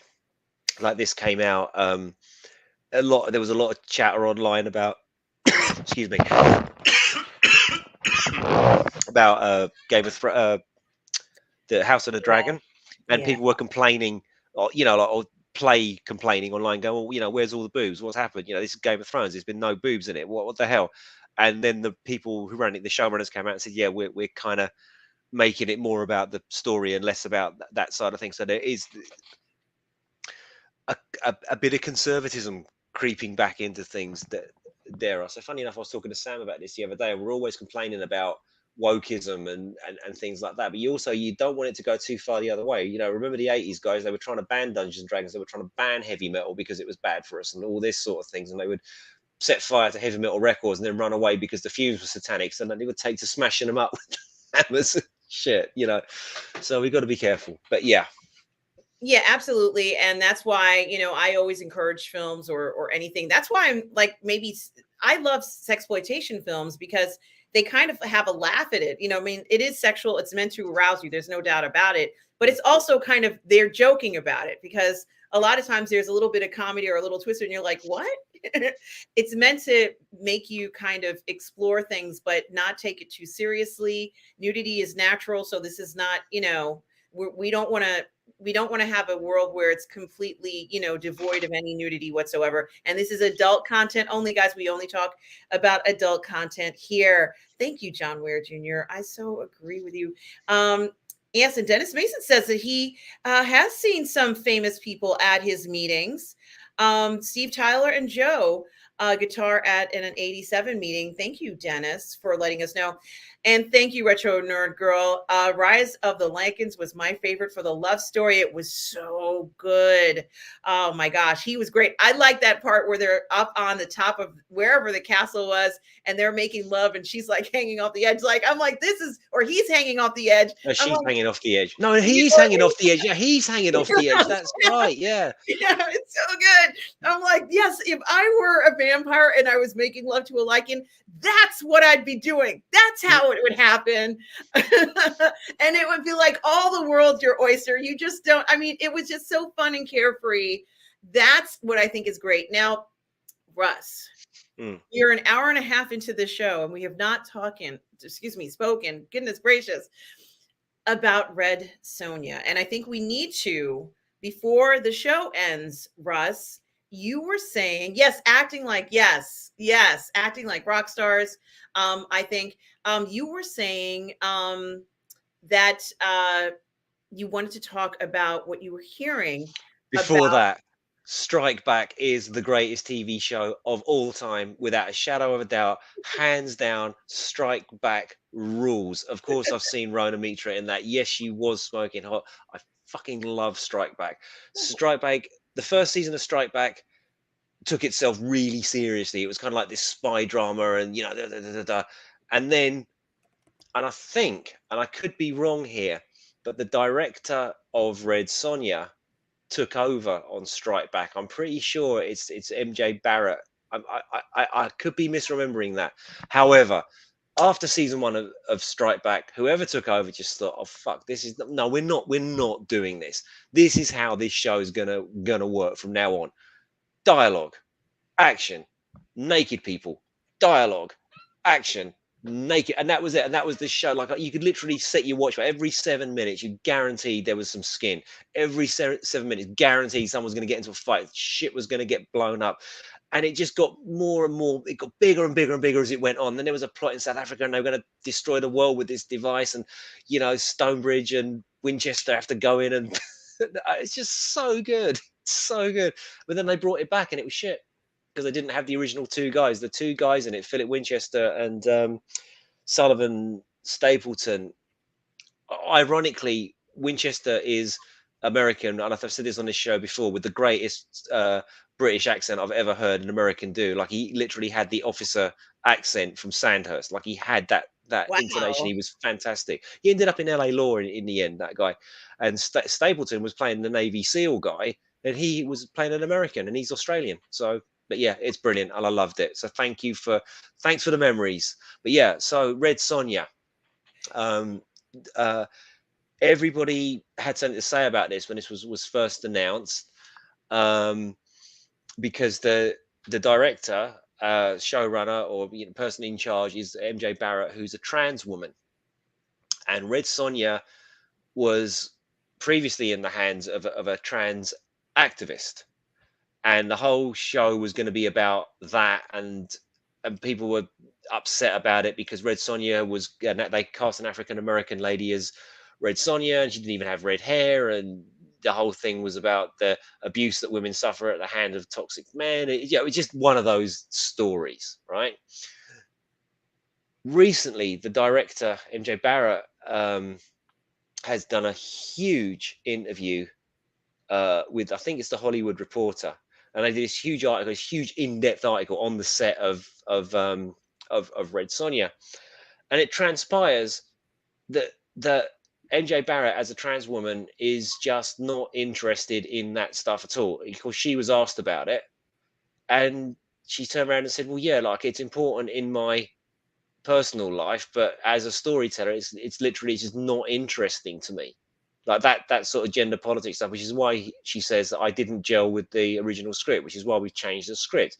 And yes, Red Sonja will have her iconic armor. You know, in other words, the chainmail bikini has not been nixed from this project. Red Sonja will have red hair. Nothing to do with identity politics. That she's literally come out and said this film has nothing to do with sexual identity politics. It's nothing to do with that. What it is about, if it's got a social message, is about climate change. And everyone will be going, yeah, like, yeah, you frown, right? I That thought actually, it had to do with chainmail bikinis. it does have chainmail bikinis, but the sort of the message is about a world with a changing environment and how this one woman makes her way through it. But it does have chainmail bikinis and action and everything And like red that, hair. That's what it's and red supposed hair. Yeah, it's got all of that. Here's the thing. So at the time where the Hyborian age is set, and I think it's 12 or 13,000 years ago or something like that. You've heard all this buzz around what's his name, Graham Hancock and the Lost Civilization. Well, essentially Conan and that and Red Sonja and all those people, Kull the Conqueror, they are part of that with the Atlanteans. They're part of that lost civilization. Now that happened, say 12,000 years ago. I think that's correct. Anyway, a period in real Earth history called the Younger Dryas period, which was a massive point, a massive climate change. It was kind of like the end of the ice age, the beginning of another ice age, and there was this temperate period in the middle, and then it all went to shit again. There was massive floods, which is where we get the Atlantis myth from, which is why you've got Atlantis myths all over the world because of these huge floods that potentially wiped out civilization that we don't know existed. If you believe Graham Hancock, so the fact that MJ Bassett knows about this, knows when the show is set, knows that there's a chainmail bikini in it, knows that she's got to have red hair, knows that nobody wants to hear about identity politics. It's and the budget isn't that high. I think it's something like 15 to 20 million. So what does that tell you? That tells you that it could be an R-rated film because it won't have to make that much money to make that money back. It needs one good weekend. The problem with Red Sonja is the same thing that happened, and I heard Andre was talking about this from Midnight Sage. It doesn't yet have a distribution deal in the United States. That's a potential problem. But I, for one, am looking forward to this. The director she's saying all the right things, and I'll get onto that in a minute, John Ware Jr. Yeah, he's saying all the right things. I'm really, really excited for it, and it came at me kind of a little bit out of left field, like I'd sort of forgotten about it, and then this article hit, and I'm just like, wouldn't it be the sort of ultimate irony if Conan was brought back into the fold off the back of a Red Sonja movie? I almost see a Red Sonja movie a bit like I'm kind of hoping it's a bit like Prey, only more successful, much more successful than Prey, and how Prey, say what you want about it, but it did bring legitimacy back to the Predator franchise. It made us give a shit about Predator again. I don't care what people think, it was unrealistic. The girl was jumping around. Like, oh yeah, but the Predator was really injured. We can argue this for hours. The point was, it was a serious Predator film that didn't nod and wink at the audience and got people excited for Predator. And I'm kind of hoping that if Red Sonja can do that for the Hyborian age, maybe Arnold will return. Can you just imagine, just for one last movie, and hand over the torch to, I think his son what was his son called? Korak? Or was that Tarzan's son? I can't remember. Anyway, I'm kind of hoping that happens. Whew, God, I've done a lot of talking today, Arum. You have done a lot of talking. I'm glad you have, because we needed you to.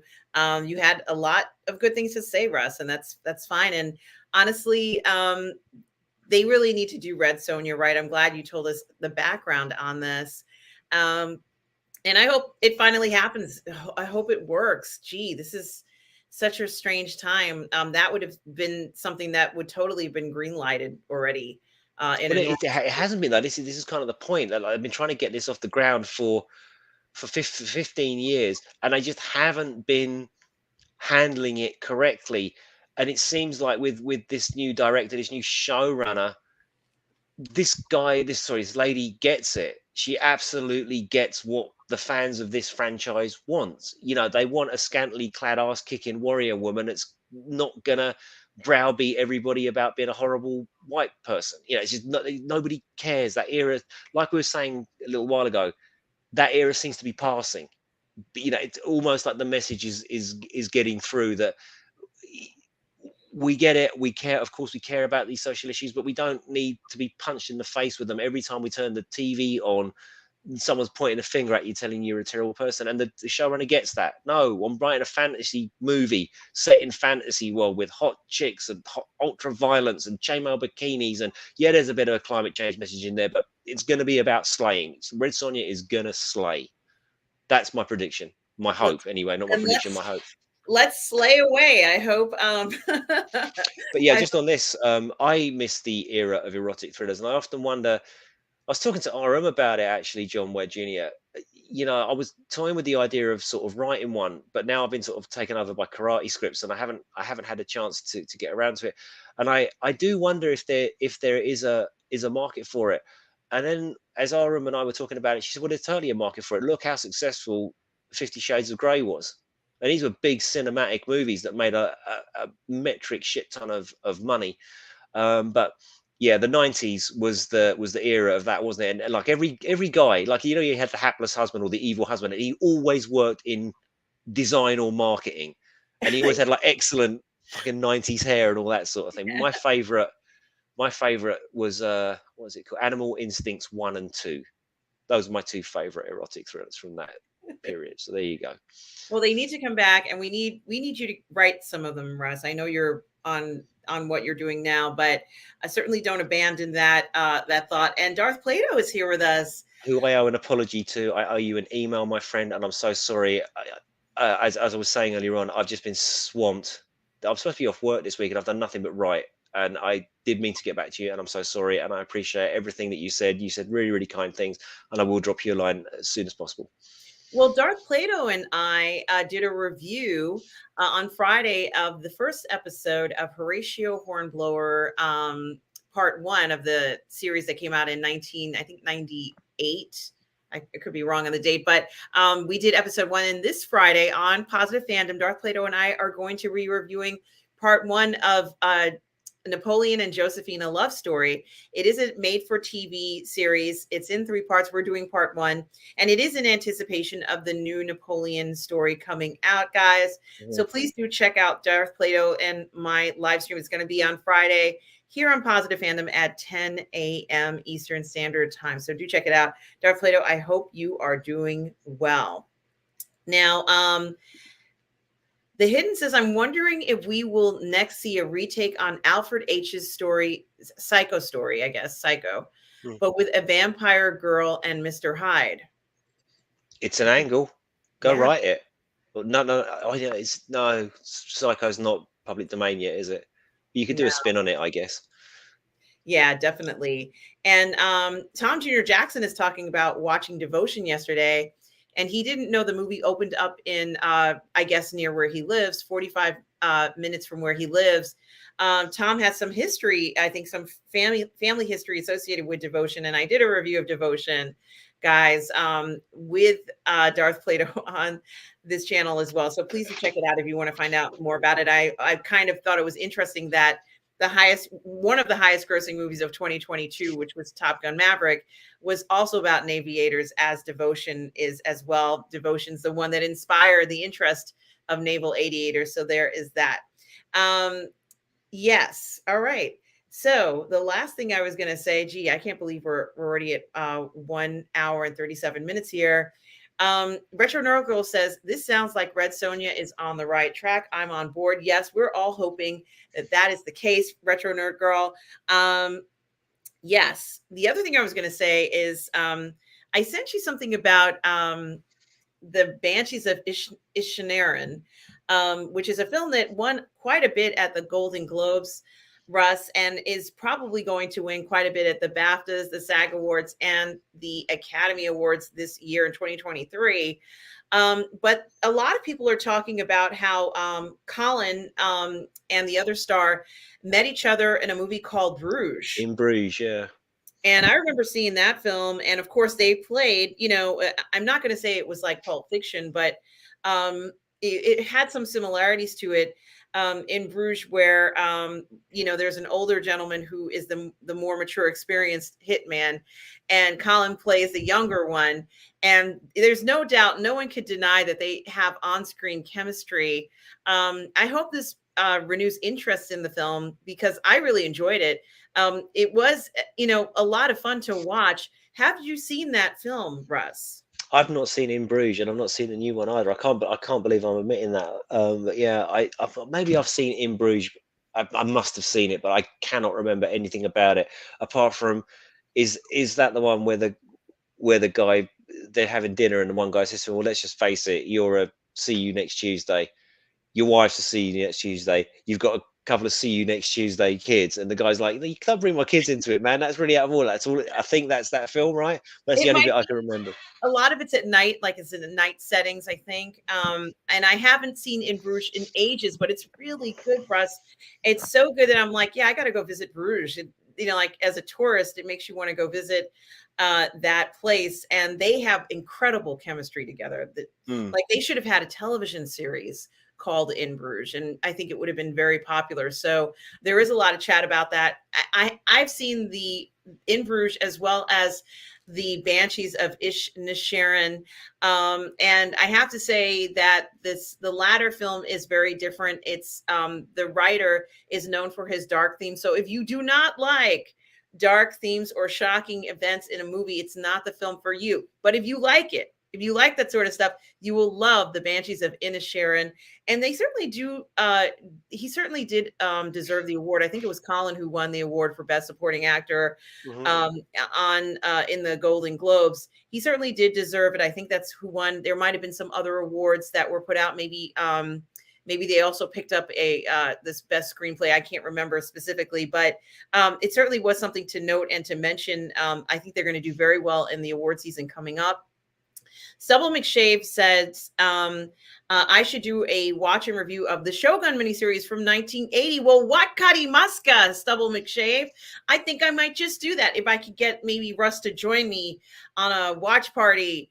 I Uh, I can't believe he's just come out with that. I shit you not. I was eyeing my DVDs of Shogun only this morning. I was looking over at the video cabinet going, that was fucking great. That was such a great show. It was so great.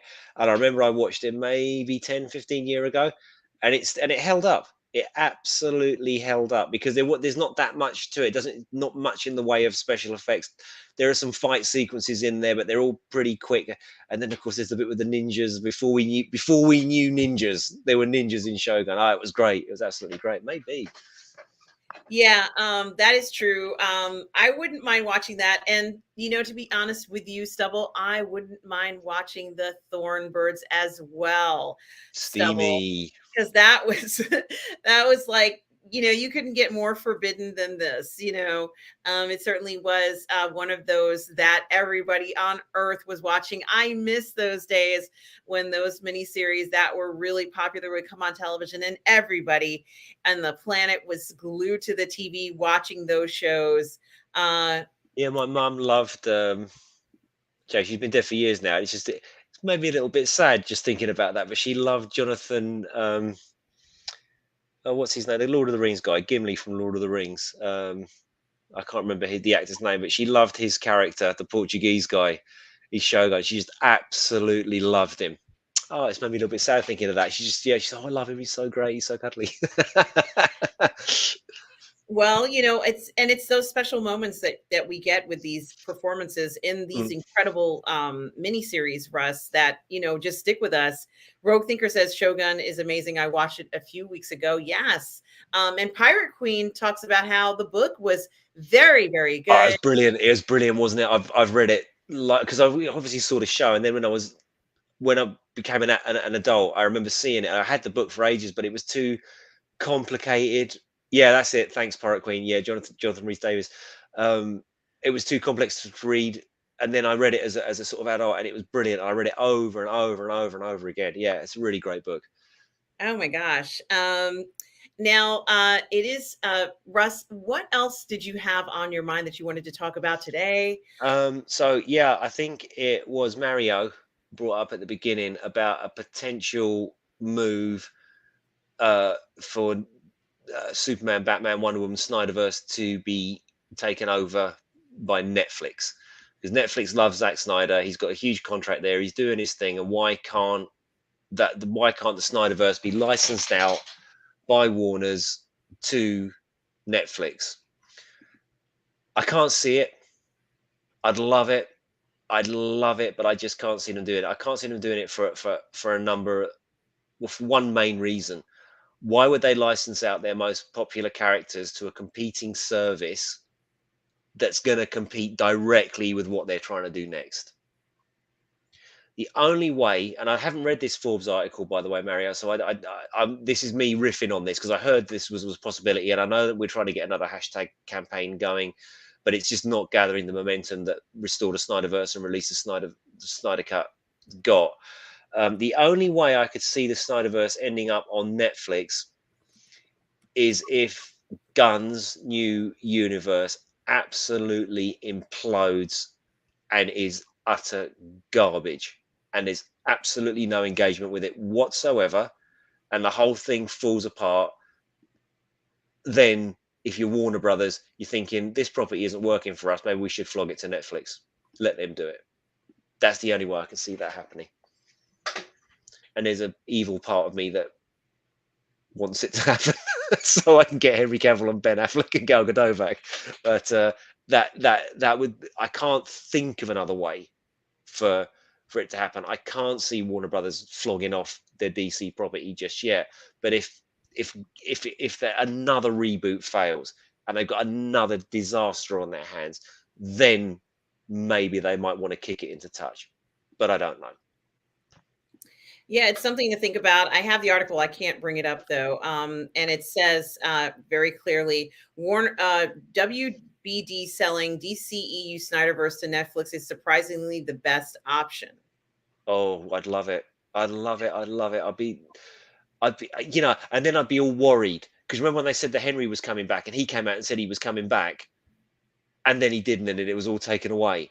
And could you imagine like this actually goes through and they say, well, Henry Cavill's now a bit old today. You'd be like, no, you can't do this again. So don't toy Yeah. with my emotion. This is like your Constantinople thing. It's like you're toying with my emotions. Well, what they did in that whole scenario, which was ridiculous, is make me doubt. Now I don't have any confidence that it could go either way. So it's because nothing can surprise me anymore. Now, since they've gone down this path, I'm like, he could come back. We just don't know. They're not ever going to let us know until we see him on the screen, like in the summer. That was very, so I haven't mentally ruled it out. I'm not going to accept it. I haven't mentally ruled it out, Russ. I'm not going to accept the truth. So I have to admit that, Do you know what would be awesome? Maybe if they didn't complete Justice League, maybe they just gave Zack Snyder on Netflix with Henry, Ben, and Gal and all that. Maybe just do Kingdom Come, Zack Snyder's Kingdom Come. There's nothing to do with the DC universe. It's completely set in its own box, but use those characters. I would love it. I think it's an I'm gonna option. make myself cry with the awesomeness of that vision. Why not? Why not? I mean, we've been devoid of Superman. We've been Mm. devoid of these characters. And, I don't think there would be a saturation or anything like that. I think it would be absolutely perfect. It's something to think about, something that I think could work. And it would kind of, it would allow the Snyderverse to grow again. It would become something more than what it is now. You Well, know, it's officially, as the world, one of the big acolytes. I'm a big acolyte. I've accepted it's over, it's done. When they nixed Cavill, that was it for me, and it's becoming apparent now that what we feared is happening. So basically, Wonder Woman, Superman, Batman gonna be recast. Everything's gonna be reset after the Flash. Apart from the fact that they're keeping Ezra Miller, they're keeping the Suicide Squad, they're keeping Peacemaker, they're keeping all the stuff that James Gunn wants, and none of the stuff that we want. And that to me, I told you, that I would not be supportive of this if they did that. Yeah, I'll probably go and see it, or I'll buy the, but I'm not going to go buy the DVDs unless, of course, it's awesome. I could be made to eat my words, and it might be awesome, but I doubt it. Well, thank you, Retro Nerd Girl, for I'm not the only one. This feels good.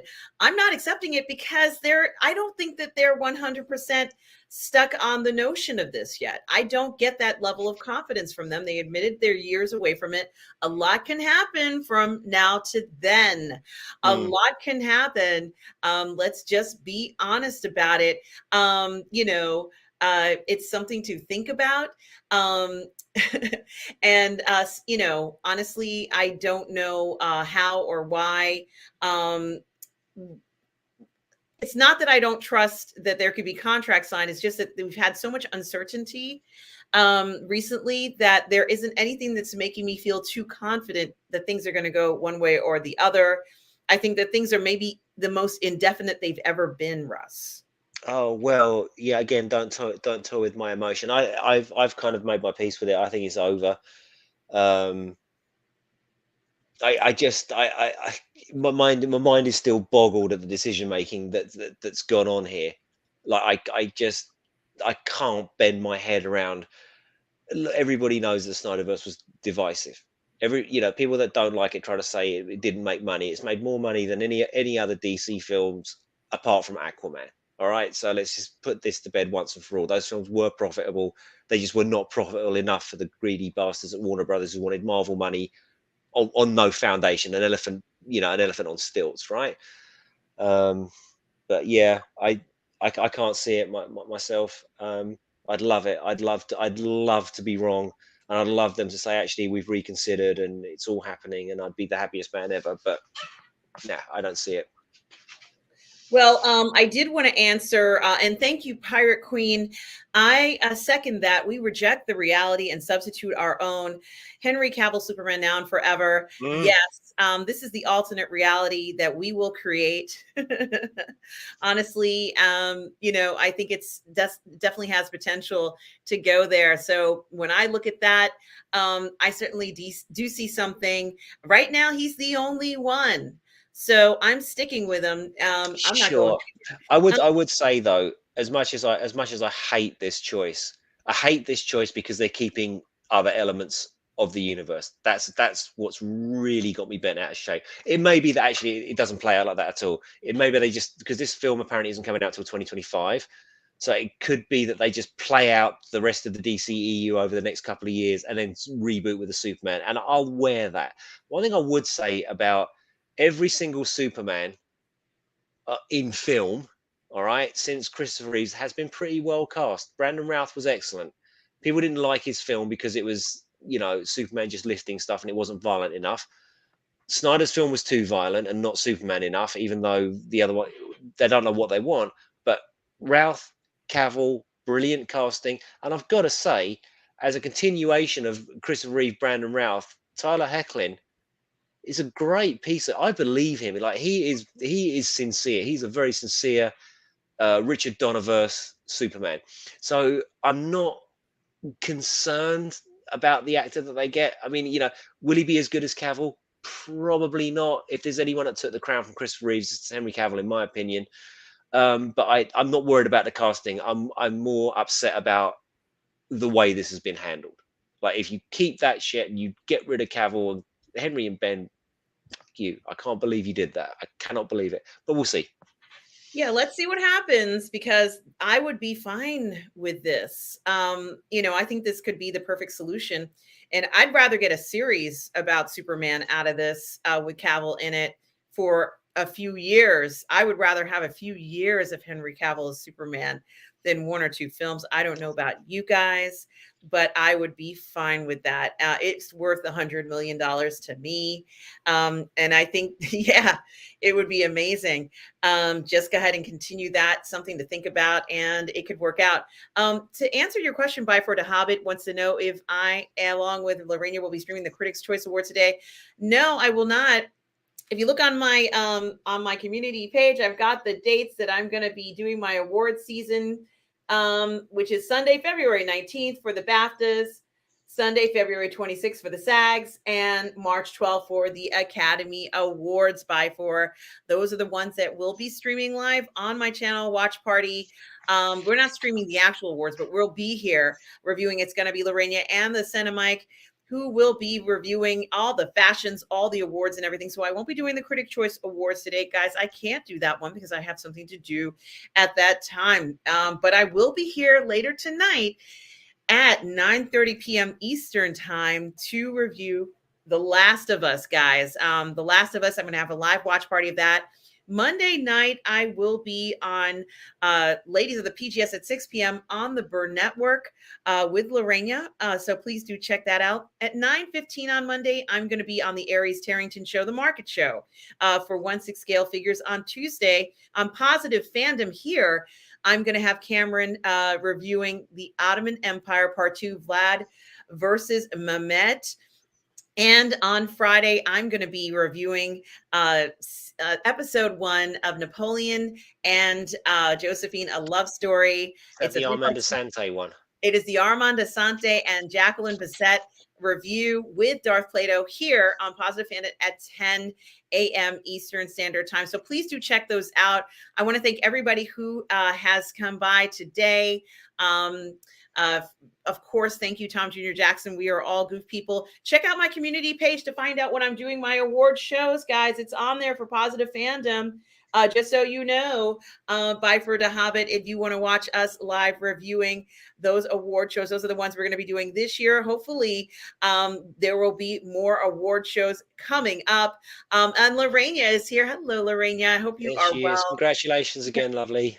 Yes, Lorena has had her 4,000 subscriber stream last night. Guys, don't go to Lorena's channel, subscribe, check it out. Lorena and I are going to be doing many more things to come, including Retro Nerd Girl as well, guys. So please do like and subscribe those channels. Like and subscribe to Positive Fandom as well, everybody. Russ, where can people find you? You can contact me via my website at contact@russellwhitfield.com and here on a Sunday with you. But more importantly, RM, where can people find you? Well, guys, you can always find me here on Positive Fandom, also on the Burr Network. You can also find me streaming with Lorena Creole, also on the 1/6 Scale Man Network as well. Please do check me out on those channels. Like and subscribe to Positive Fandom if you enjoy Sunday Brunch and want to see more of the programs we're bringing you here with Cameron and Darth Plato, obviously with Russ, Lorena, Retro Nerd Girl, and so much more to come, guys, and the award shows. Don't miss tonight's live stream for The Last of Us here. On behalf of Russ and myself and Tom Jr. Jackson, we are all goof people. Thank you so much, everybody, for tuning in. I so appreciate everything, guys. And also, thank you for that information, Gary Vander Sandwich. I will consider those next time, certainly going forward. Just want to thank everybody for everything. Honestly, you guys have been great. I so enjoyed seeing you all today. Enjoy the rest of your day. And for everybody, no matter where you are in the galaxy, always do remember to please be kind. See you later, guys. Thanks so much.